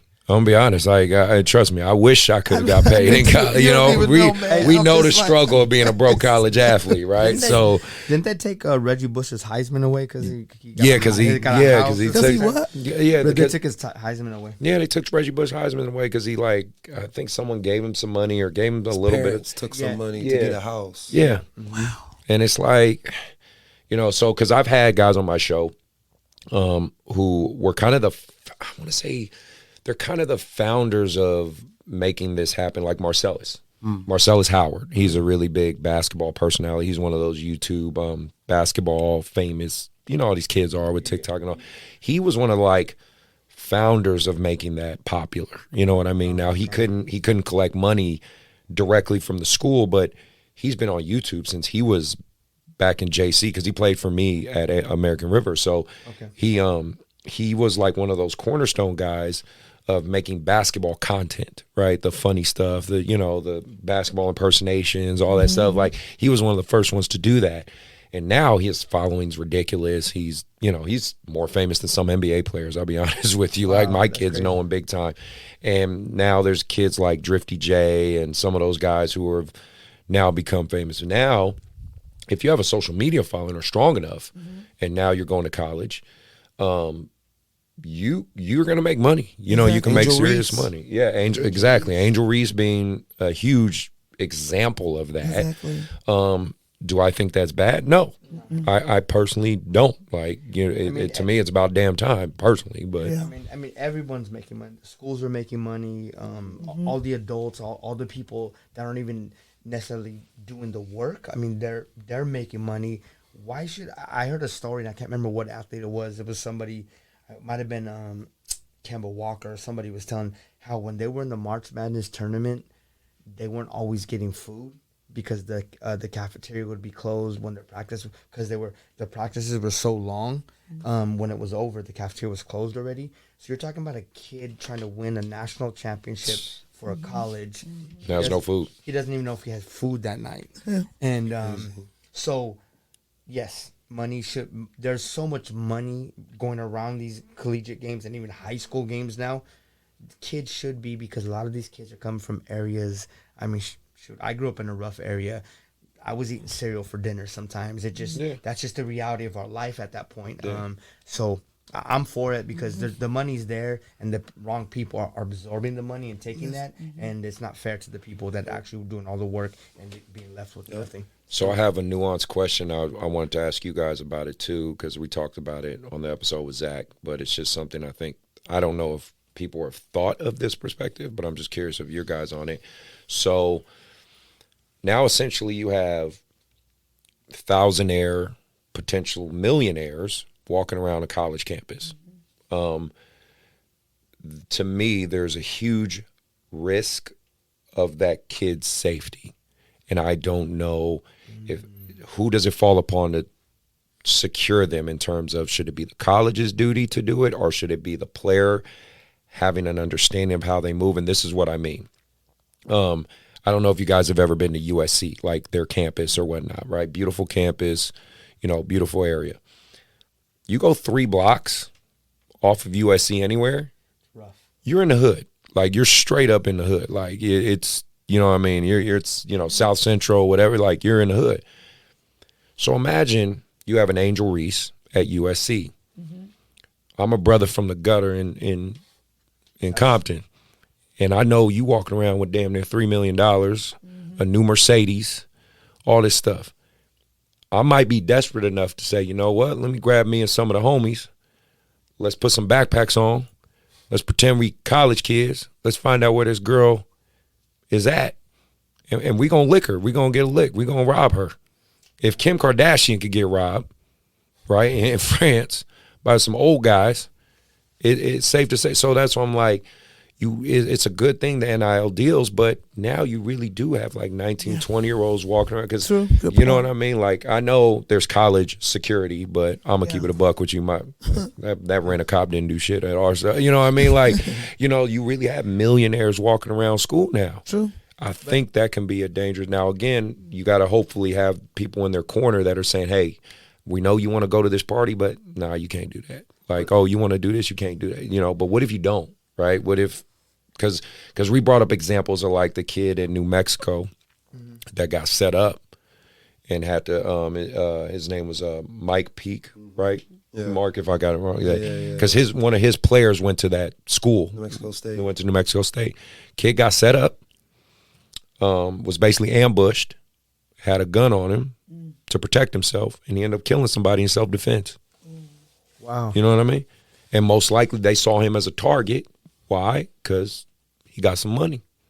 You see what I'm saying? And it's so hard because today's generation, they post everything. Yeah. And they don't hide like their success. So I don't know if you can really control that, because whether you're an athlete or not, let's say you're a YouTuber, like you said, and not even playing, and you hit it big and you do well.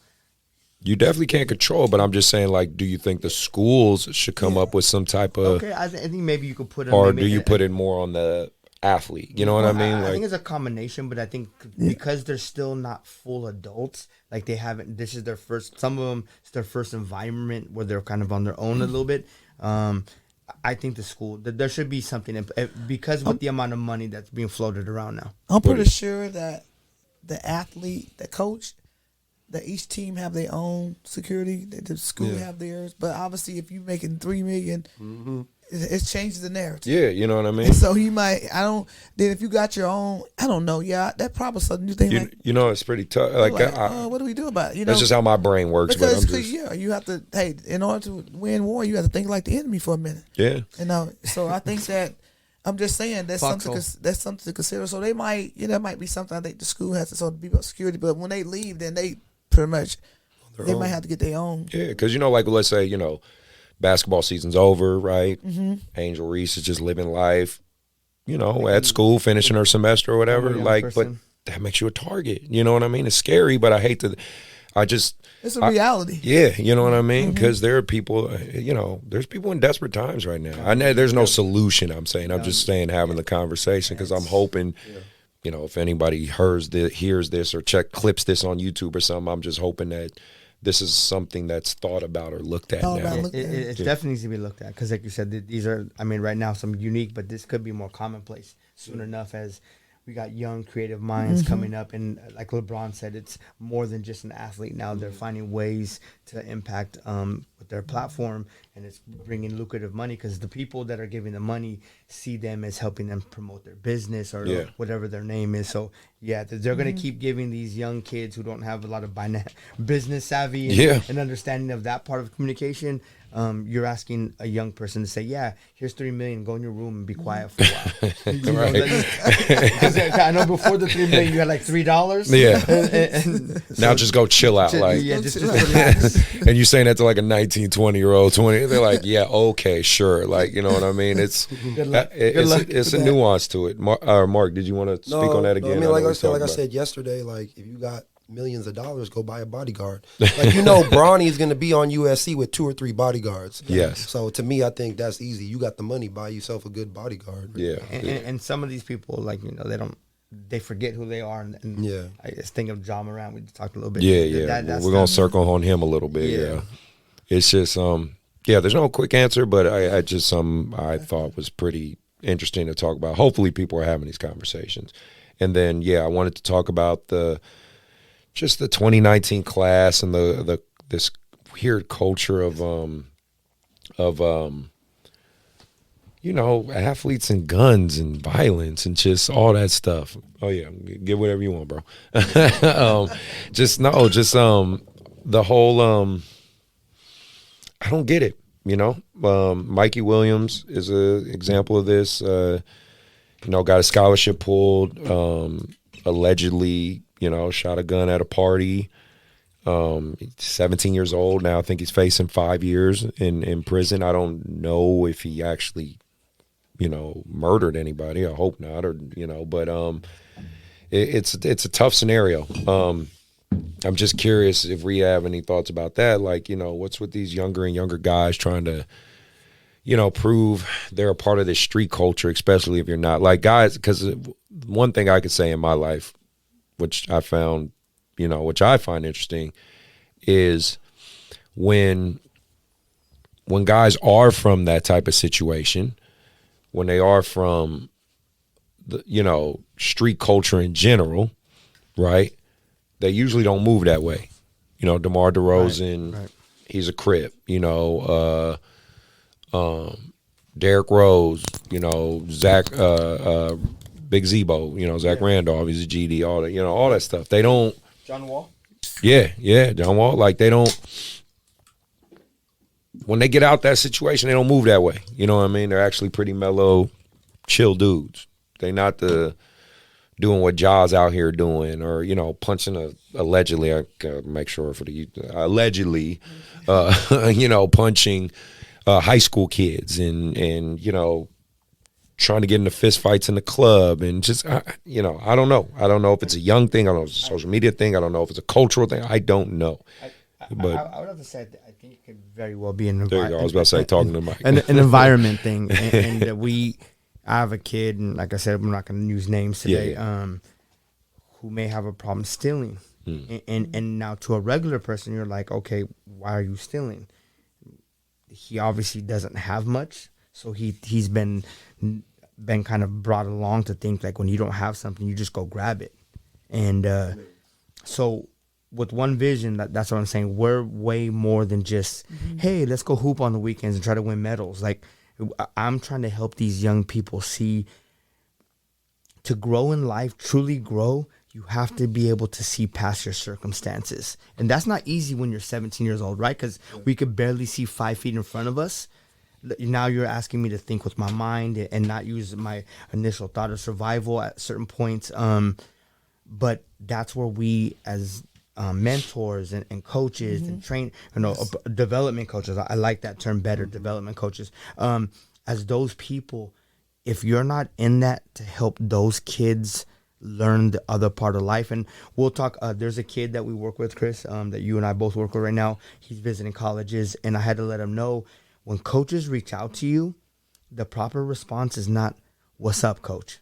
and to me, I told him, "Hey, I could care less. I'm not giving you a scholarship, so it's okay." But I told him when they reach out, "Hi, coach, how are you?" Yeah. Now, keep in mind the kid doesn't have a father, and it's just his mom who's working 12-hour days. Yeah. So how often is she in the house talking like this to him? Yeah. So, but I was real proud of the kid because the next coach that reached out, "Hey, coach, how are you? How is your program doing?" And he's a great kid. So. Yes. I know you're talking about. And so when he did that, I texted him, I said, "Thank you.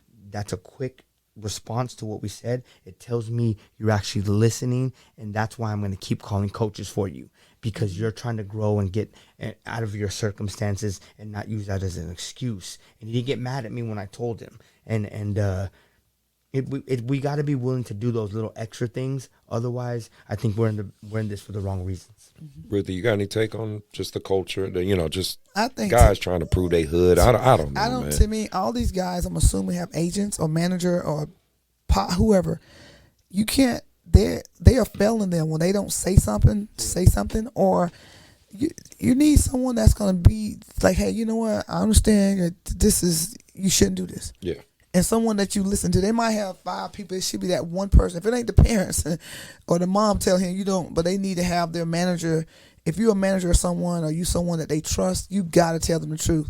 And you got to just be that. You got to be in their ear, because you're one decision away from prison, jail, or somebody dying. So I think that they just need somebody in their life that's going to be like, "Hey, you know what? That's just not the way to go." But people are afraid. Because they don't want to lose that job. They want to get that check. Yeah, right. But you got to, if you care about them, you got to speak the truth. So you need at least one person in your life so that can help you. I guess, like they say, it's kind of important the circle you keep, huh? Yep. Yeah. The circle, it is. Yeah, it does. It is. And I don't know. I have a fix for it. I don't even have a pulse on it because, again, like we're older. So I guess I just remember when guys got out, that's, that was the point. Like, what I mean? It wasn't to try to fight my way back in. You wanted to get out and, do better for yourself. So I don't know. Hopefully those brothers do better, and pray for them. And, because they're young, man. Like that's, the crazy part. They're young, like my producer, Johan, he's a young cat. You know what I mean? And we have a lot of good conversations and stuff like that where I try to, speak to him and give him advice and things like that. But I think he's doing a phenomenal job because if you look at his, if you look at his media work, he does great work for me. And what I say for him, because I'm like, thank God he doesn't have a quote unquote job. He has this business, because I text him and call him like, hey, you available this time? You available this time? Like, I don't give him enough notice. I know I don't, but he's always like ready and things like that. But it's like, for me, it's great seeing him do something like this, right? And he's successful at it.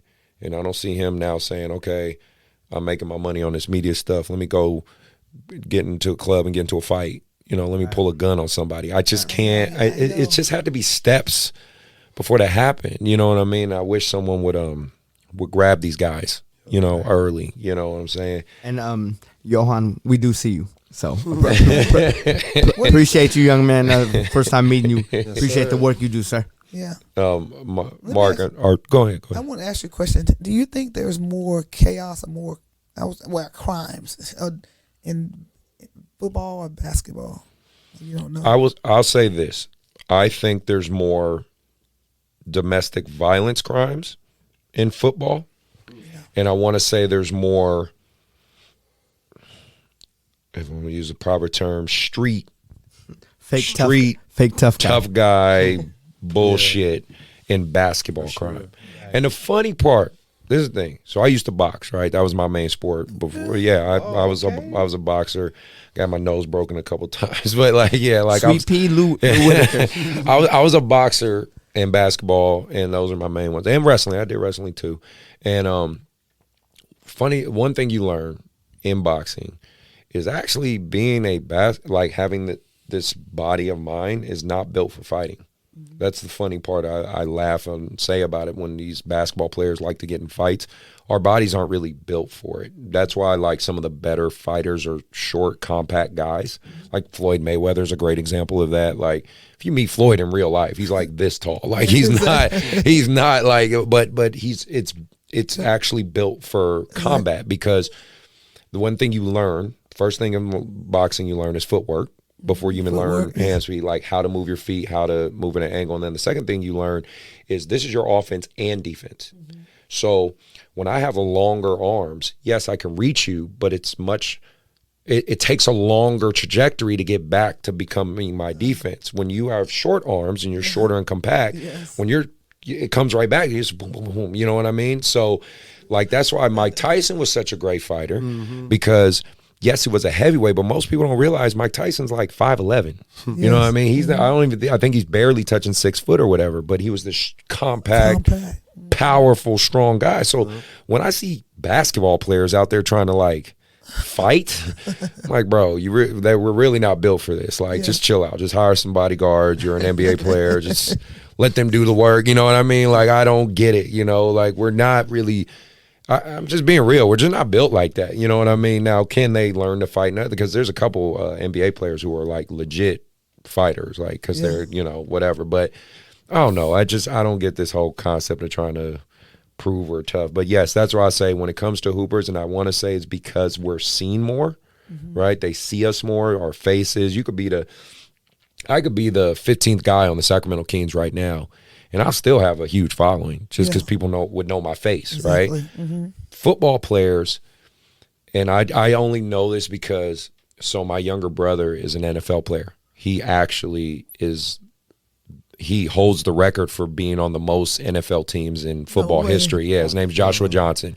Just played with the 49ers this last year. That's my younger brother. You know? I didn't know that was your brother. Yeah. I saw you during the playoffs this year, but I didn't know that was your brother. Yeah, that's my younger brother. So he's always been a backup quarterback. So he's very well known in Oakland, right? He's a hometown kid. We all know him. But is he known, let's say, in the mainstream? Mm-hmm. No. To a degree he is, but not, because he's a backup quarterback, right? Yeah. So football players have helmet syndrome. A lot of people don't know them, right? You know what I mean? They don't have the notoriety. Mm-hmm. So I think because of that, some of the stuff they do happens more in home, right? Because basketball players have all this notoriety. Mm-hmm. And let's be real, especially for younger guys, clout's a drug. You know what I mean? It's a drug like anything else to me. Clout's a drug. When you sign that NBA check and you're now a household name, let's say you're a likable name. You don't even have to be necessarily a great basketball player like a Taco Fall or Caruso. These are people that are very likable. You know what I mean? Like people just universally like them. But are they the greatest basketball players ever? No, they're solid. But, it's like now you want to go out. You want to go to these public places. But what you're not recognizing is there are other people in those places that they hate you because of what you are. They want to test you. You know what I mean? Yeah. How many times I've heard all kind of crazy stuff or crazy shit. Like one of my kids who I used to coach, he's a famous rapper now. His name's DB Bout a Bag. All the kids know him or whatever. But he's had conversations with me where he tells me, like, dudes are like, oh man, I want to meet DB Bout a Bag. I can't wait to beat his ass. Like they go to his concerts ready to fight him. Oh my goodness. Or take his chain, or because it's about they want that clout. So That's crazy. I don't know, man. It's such a weird circumstance right now. Well, we live in a society where like we can't see other people winning if we're not winning, and like I said, those things got to change because people above us, or quote unquote, people with money that control certain things in life, they love that we fight with each other so much because that's why we're never able to progress as a society or our culture because we're too busy fighting with each other. Yeah. Yeah. And then the other people with the money, they're not worried about us because one or two of us might slip through and go to school at Harvard or whatever and do something. But the rest of us, we're still on the bottom ground fighting each other. And none of us have even amassed that far. But we can't because our brothers are trying to take our legs out as soon as we get somewhere. Yeah. So what can we do? And that's really, Chris, like, first of all, you inviting me here. And then me inviting you to Africa is because I want, regardless of our background, regardless of our race or anything like that, we just got to start helping each other because the more, it's like this one vision, that was specifically because one, like a fist. Yeah. I myself, I can go out there and do certain things, but I'm only one person. If we get everybody on board and then we get YBA and these other programs and we just start forming this like powerhouse. I know what you're trying to do with the shoe circuit. Yeah. Like if we can do that and stop worrying about who gets the credit, then we just got 5 kids from Sacramento, all got D1 offers. Their lives changed forever because of this circuit. Now, we should be congratulating you. Like the kid that we're talking about going, hopefully signing it tomorrow. I told you, I say, I don't need to be in the front of that line when the kid signs. The kid signs, we all played a part in that. Why can't we all celebrate that together? Yeah. Ego. I hate to say it. It's just ego. And that's something, and that's really why I want to work with Ruthie and let people know, as a man, I don't need to be in front of her. She's done more than me in life, and I'm okay with that. Yeah. Not that she like makes me feel that way, but I'm just saying, Ruthie, it's your turn to be in front. You've earned that right. I'm gonna let you be there. I'm comfortable being 4th, 5th, or 6th. It doesn't matter to me. The fact that you have me on your team and consider me an integral part of your team, that's enough for me. I don't care what the world thinks. Very cool. Dope. I wanted to talk about back to the WNBA. Like I said, we got like 2 or 3 more things and we're out of here, right? I wanted to talk about what I've been recently seeing, and Mark, maybe you've seen this too, but WNBA players getting cut or not enough positions. You know what I mean? That's where I say I think you have a great idea with making another team. I do think Sacramento deserves another. It's been a conversation. I think I know at least. And they could use. I know the Warriors been talking about a team. It wouldn't hurt to have a team here and a team in Oakland too. I agree. So we definitely easy short 3 teams, maybe 4, because a lot of great players this year did not make it. They didn't make it. Yeah, they got cut. They got cut. So a lot of them will probably go overseas. But to me, it's just that they should just get more teams because a lot of players. And then I was surprised at some of the names. They got cut, and so a lot of them was so they'll probably go overseas. But definitely, I think the WNBA they need even a better. This year was actually with the Aces winning last year, it boosted up the ratings. Yes. So, but I still think more visual on TV games, and so 'cause a lot of people in Sacramento don't even know there was a league still because won't have any games here. Right, you're right. So, but I think 3 more teams will be great, and that those players that they won't have to cut those good players because we want to keep it sharp and strong. Yes. But there's enough solid players that can still make Can I ask you and again, I don't mean this in any type of offensive way or anything. I just want to have the question.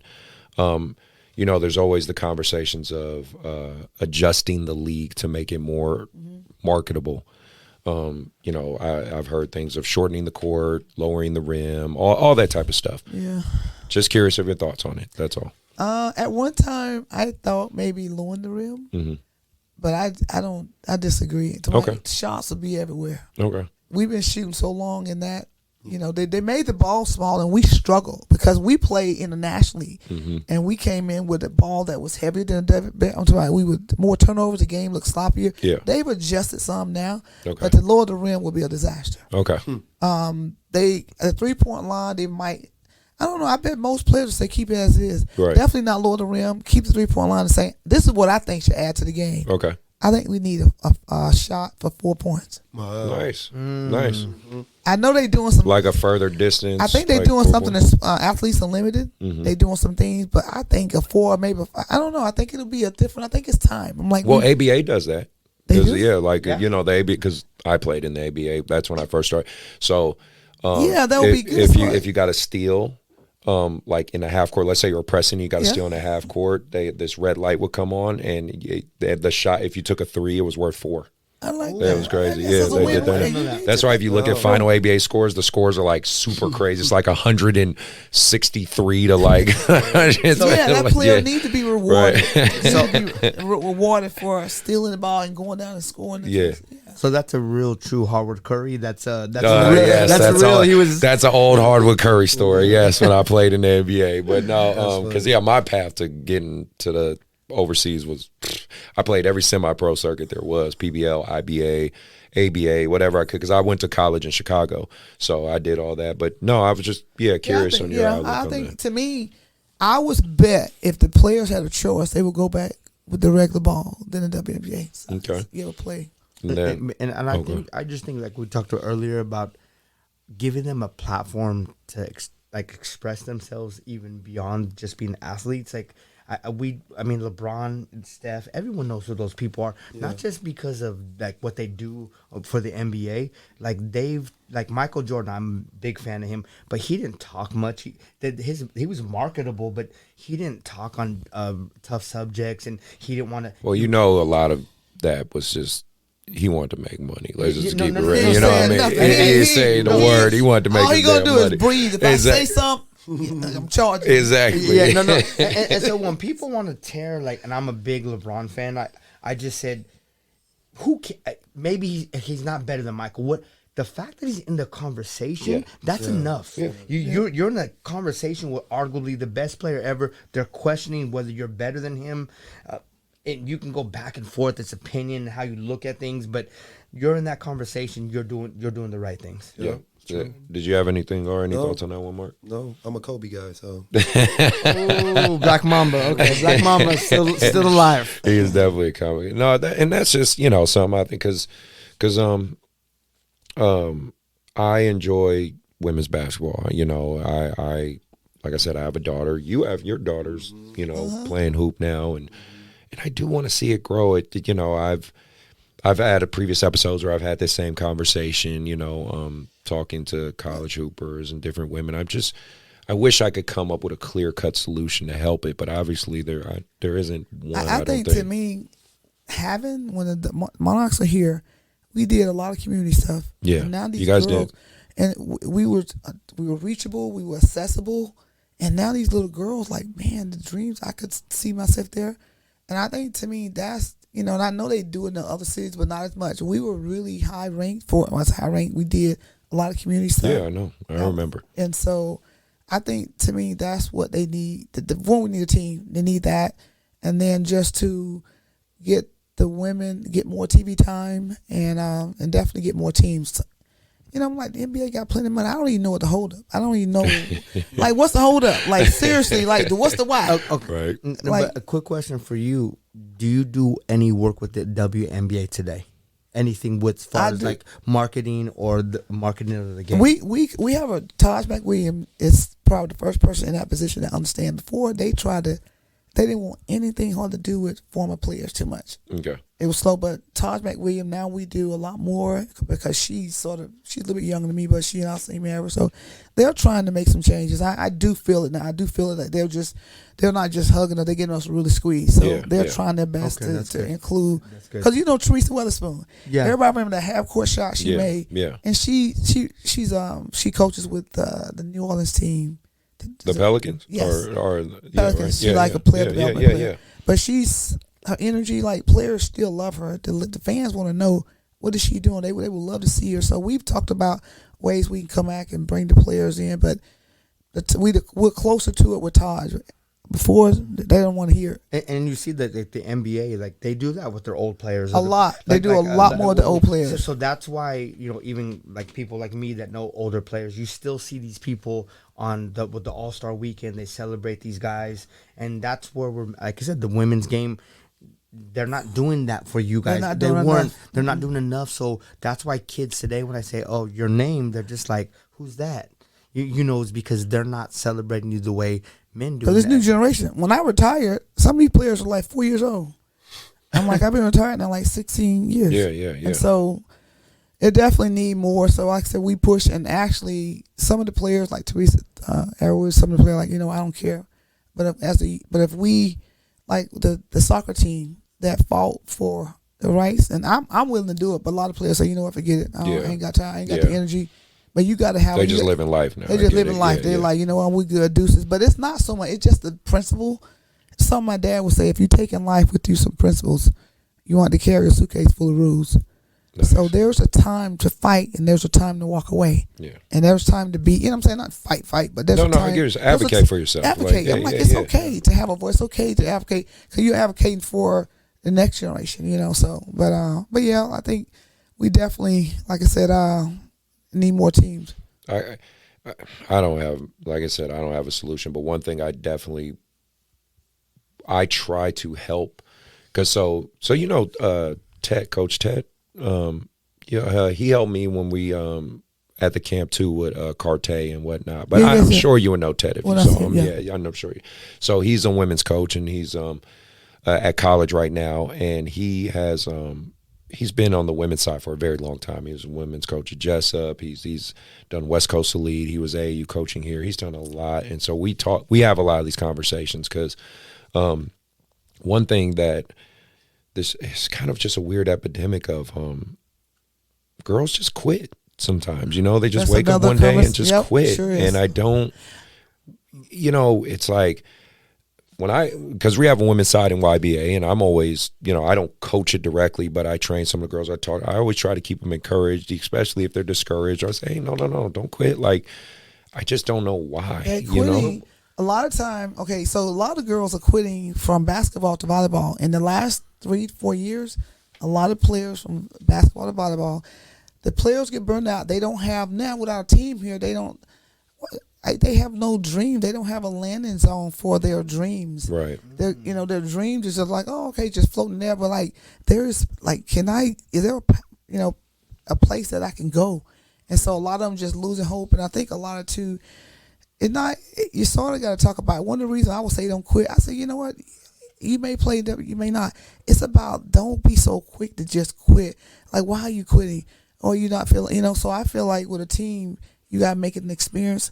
You might be 0-12. I know I've had coaches, parents say, or coaches, what do we do if we 1-15? How do you motivate? I say, you got to create small goals. You got to say, you know what? Don't worry about the school board right now. Don't worry about that. I'm going to focus on, you got to get them to just say, find something individually that they're doing it to win. I want you to get, if you get 3 rebounds, you get 2 steals, you get something, because the school board may not show it yet. So they feel like, if we sucking, why should we even? They don't want to play anymore. Right. They don't feel like, so a lot of them going to softball too, a different other sport than basketball. Yeah. And that's a societal issue, and I think you brought up good coaching, because as a coach, we need to celebrate the 12th player as much as we do the first player, because you've all heard this before. We're only as good as our 12th player. Yeah. If you're as strong as your weakest link. Yes. There you go. There's an analogy. With that being said, is everybody wants to celebrate the Andre Stojakovic. We want to do that, and I have a kid on his team that played for me, Owen Ubaldo, who most people would. I asked 3 coaches if they knew who he was. Nobody knew his name. He just committed to West Valley the other day. I helped facilitate that, but he played for me, and he played with such a fire and a chip on his shoulder. And when he committed, West Valley coach Yoshikawa, they're so happy to have him. And when I told him, I asked Coach Matt, who you had on the show recently, I asked him, I said, Owen Ubaldo. Never heard of him. I said, West Valley Junior College. One of the best ones in the state. He just committed there.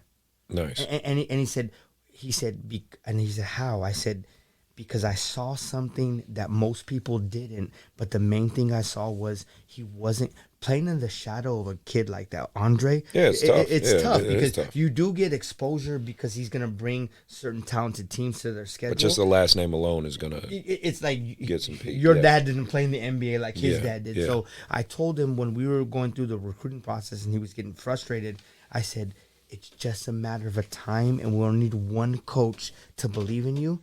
And that kid, man, he was in Cabo this weekend celebrating his graduation. Nice. And he called me the other day, and he just said, Coach, I just want to tell you, thank you for believing in me. That's what it's about, man. And it's not, every kid's not going to be Andre. So we all don't get that opportunity. Yeah. But helping a kid believe in themselves, whether they go to college or not, that could be a life-changing moment for them. And what you do with personal development, anything we do, because not all these kids have this at home. Yeah. I mean, he grew up in El Dorado Hills. He drove a Tesla to practice. So he wasn't like he was hurting on that front, but he lost his identity when he didn't think. He goes, is it over, Coach? And I said, it's not over until your eligibility's over. So we're not even close to that point yet. And so when he said, Coach, you know, he's like, we got to go celebrate. And I said, you know, people were taking pictures. And he goes, come here. And I said, no, you take the picture. This is your moment now. But he goes, you help me. This is your moment, Owen. You step in that light now because you did all the work for 18 years. And I came along the last 2 years. It doesn't give me the right to try to share your light. I was already a player, and I was chasing the light at that point. Now I'm trying to lead people to that light. When they get there, I don't need to step there with them. It's their moment. Very cool. I just have 2 more things to ask you guys, and then we're out of here. Obviously, this has been a very good show and a good. Thank you for hanging in there with me. I know we all got things to do in life to get back to. I want to get to. Respectfully, disrespectful for you guys who've been watching, you know, this segment.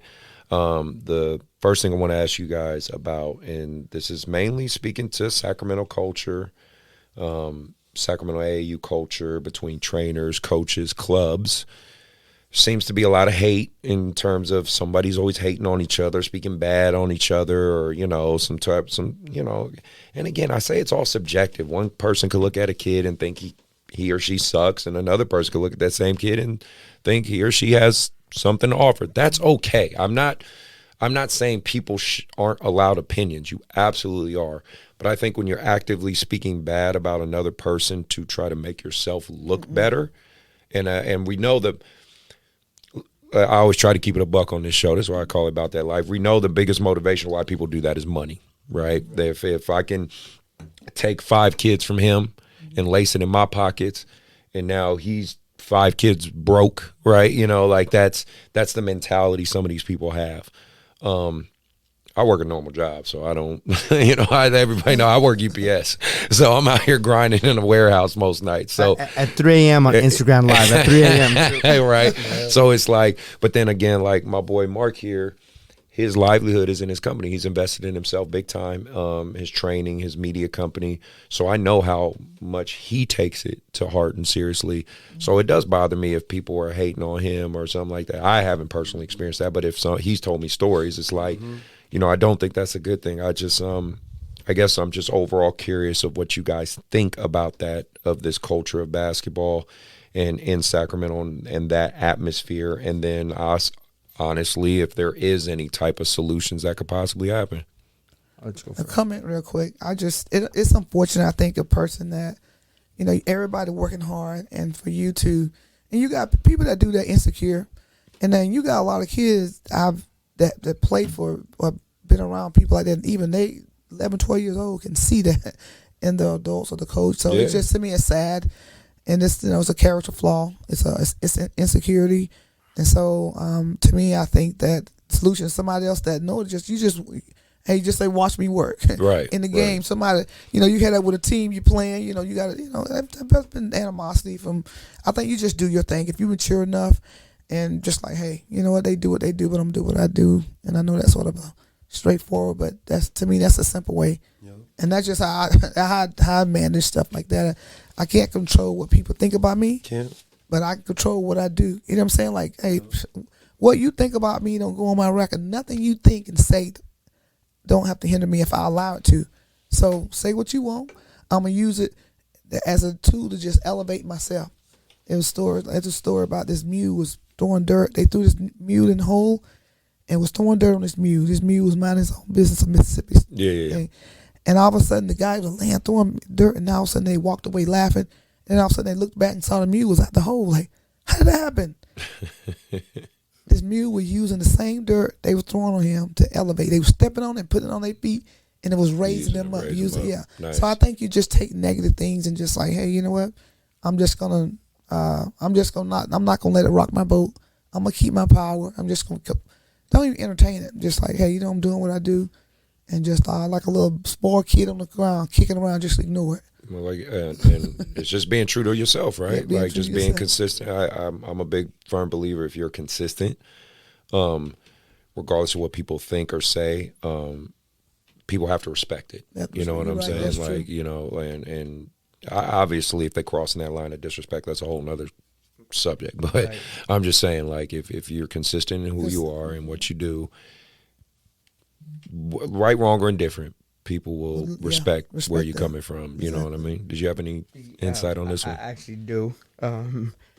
As my program's growing substantially in the last 6 months, I almost shut down last year because the mental health issues with my son being a priority in my life, and my grandmother, my hero, passing away in August.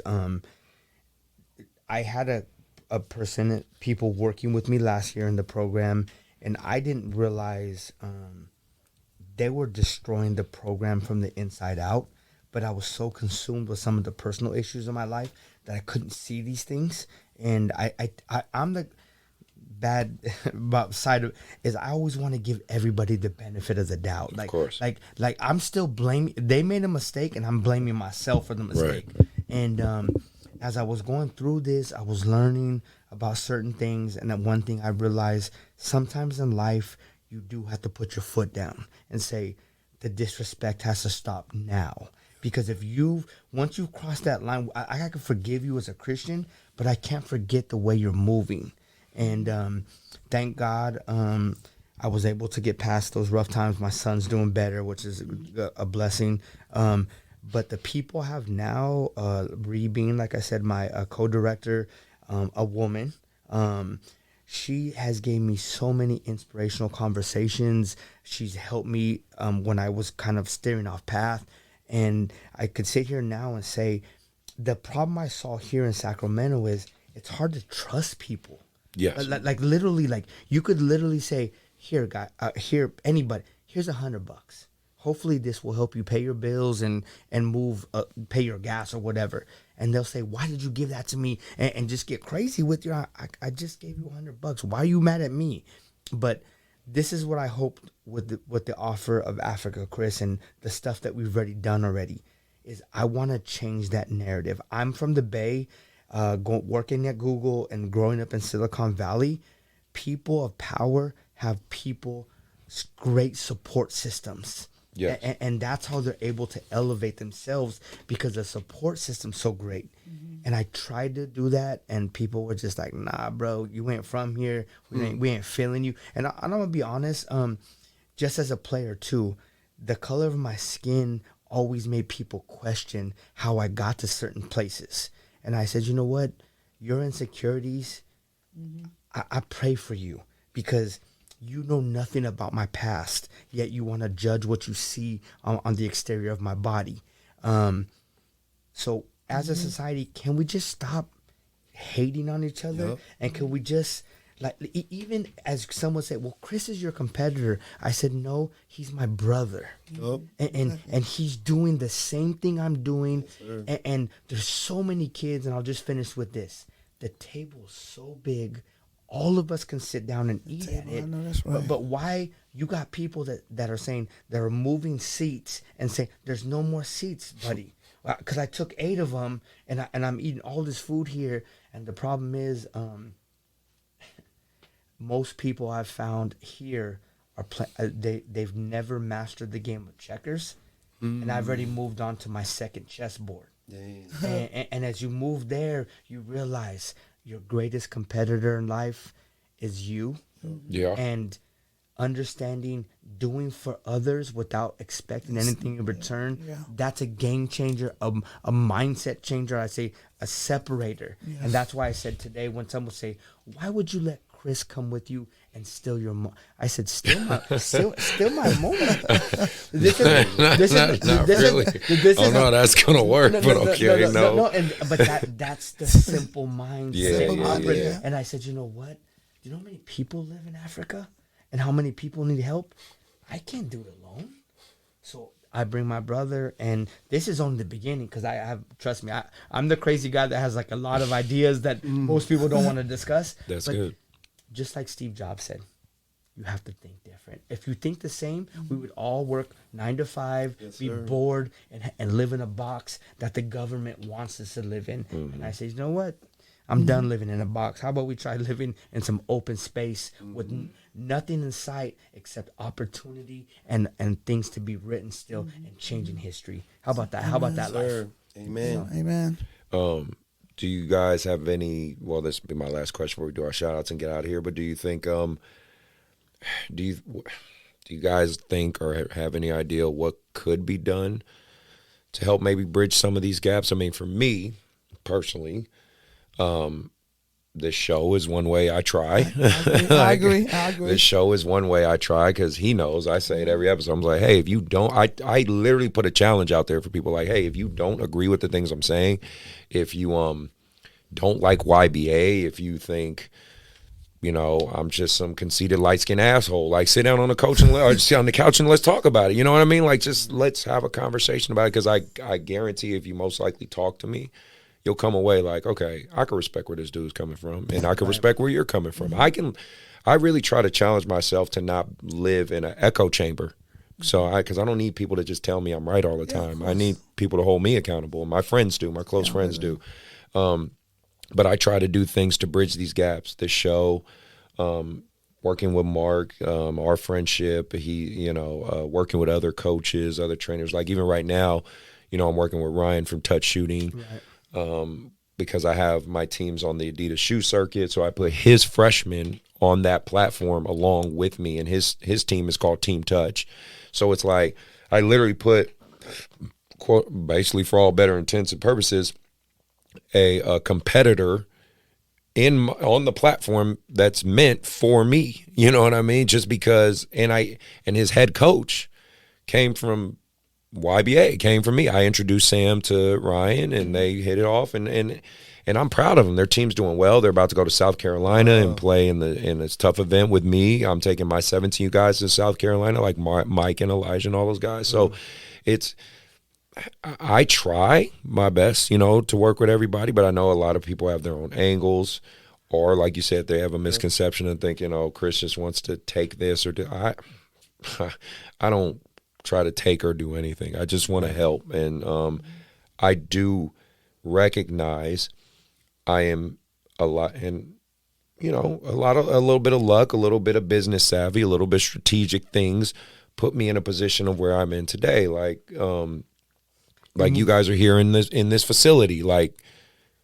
we're lucky enough to be an AAU club with a facility. You know, we have 70 teams in our club. You know, 700 kids, 700 plus kids. When you guys came here earlier, you saw all the things going on here. You know what I mean? Like it's it's hard, but it's a good challenge that I've embraced, but I try to use everything I can in my resources without stretching myself too thin to help the community and basketball community in Sacramento. So I don't know.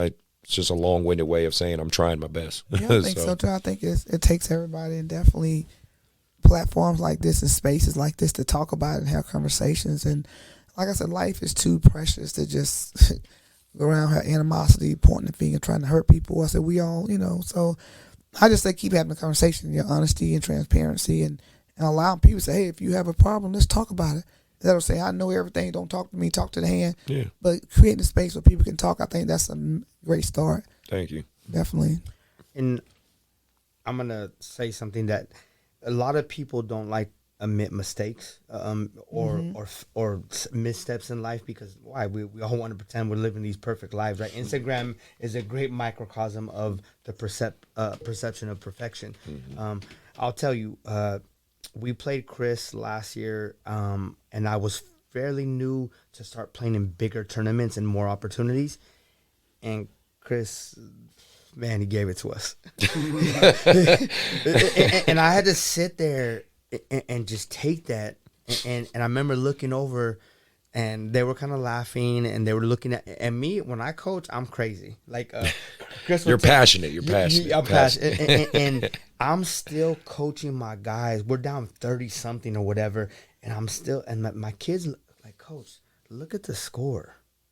And I said, okay. I said, if you don't want to, if you think the score told you the game's over, and we had like 10 minutes left, take my jersey off and go in the stands, because I'm building something. And for you to say, and so what I was gonna say is, that day I was upset with Chris. I was thinking like I don't like this guy, man. He just I got to this big stage finally, and then he's just gonna whoop me like that. But the thing was, and all these people were telling me things about Chris and YBA, and they still players and all this stuff.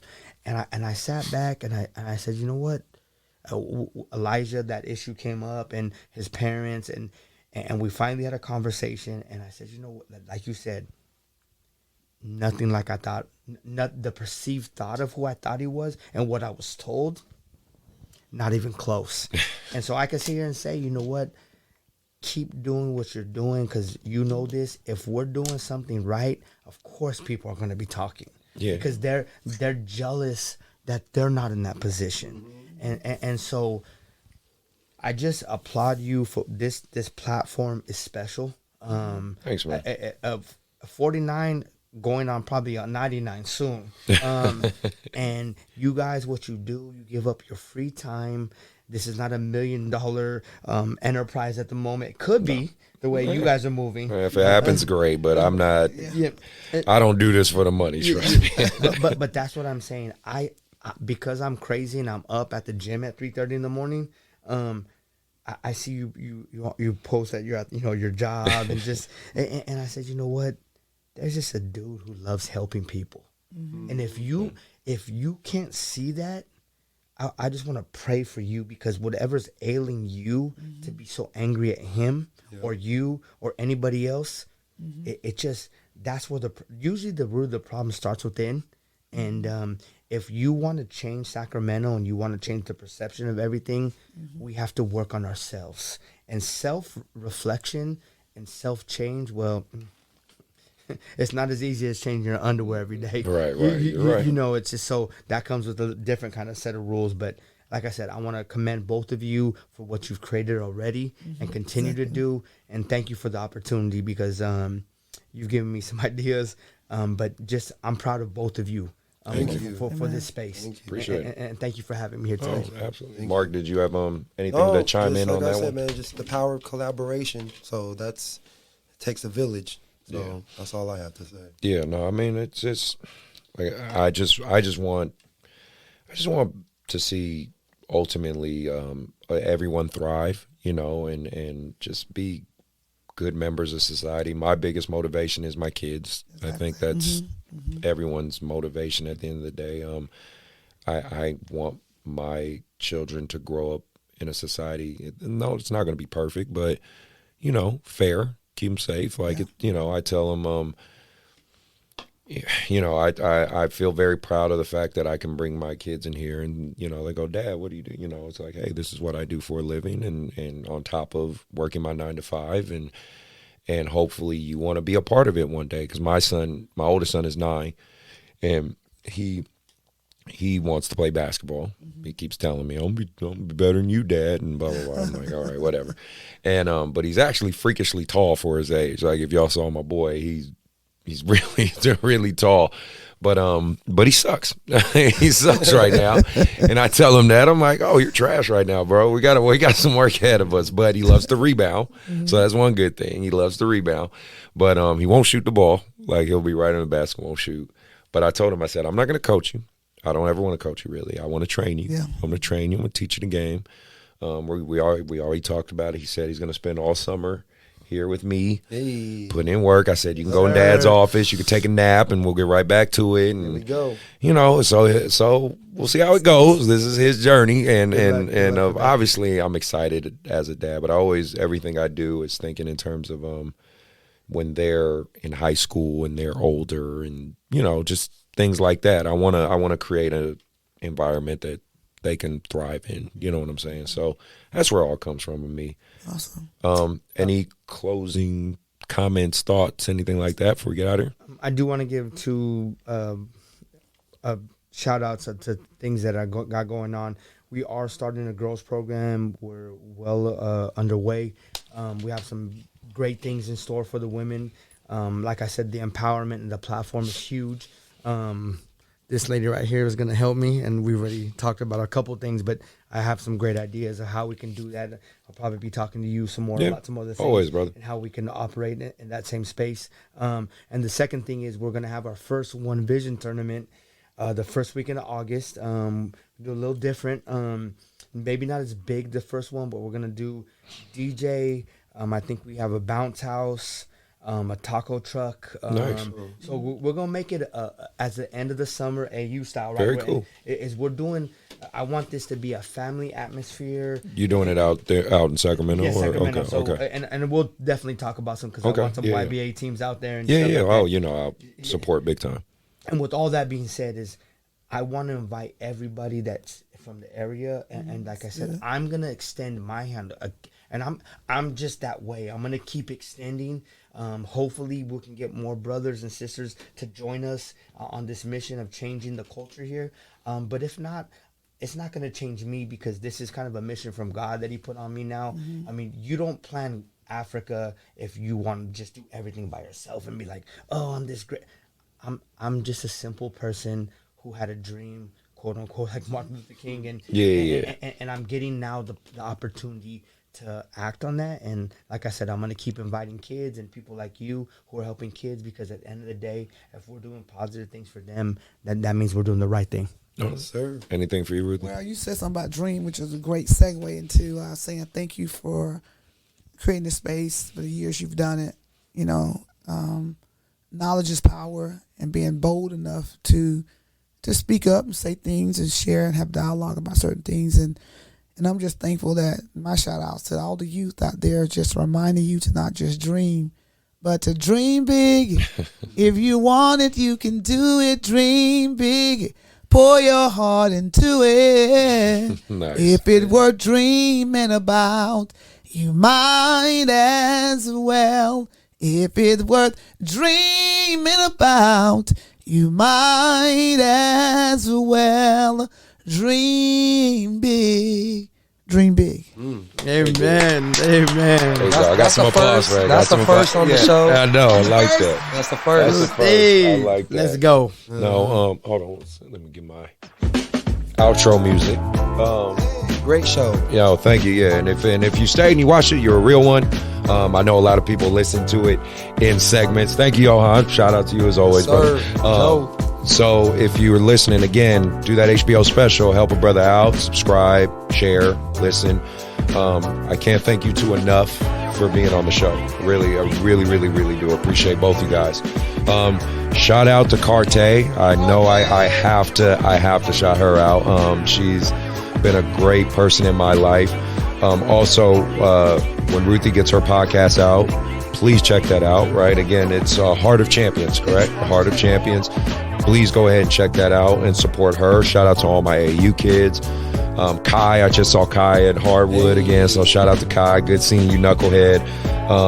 Zach, again, Zach Chappelle. Debuted today. Drew League. He played Zach. He did play in the Drew League today. Yeah, Zach just played in the Drew League. That was the kid we had from Sac State. So, you know, hope it went well for you, man. Hope you're learning a lot. Next episode, I should be having Ryan from Touch Shooting. So that should be a huge episode because we are both brothers in a similar atmosphere. We both have our own facilities and working in this basketball culture and working together. You know, it's it's a grind. So, you know, I think having that episode with Ryan is about to be amazing. Please stay tuned for future episodes and things like that. Again, do the HBO special. Ruthie, Frank, really appreciate you guys being here. And we are out. Flex out. We're flexing out, baby. Flex out. Flex out.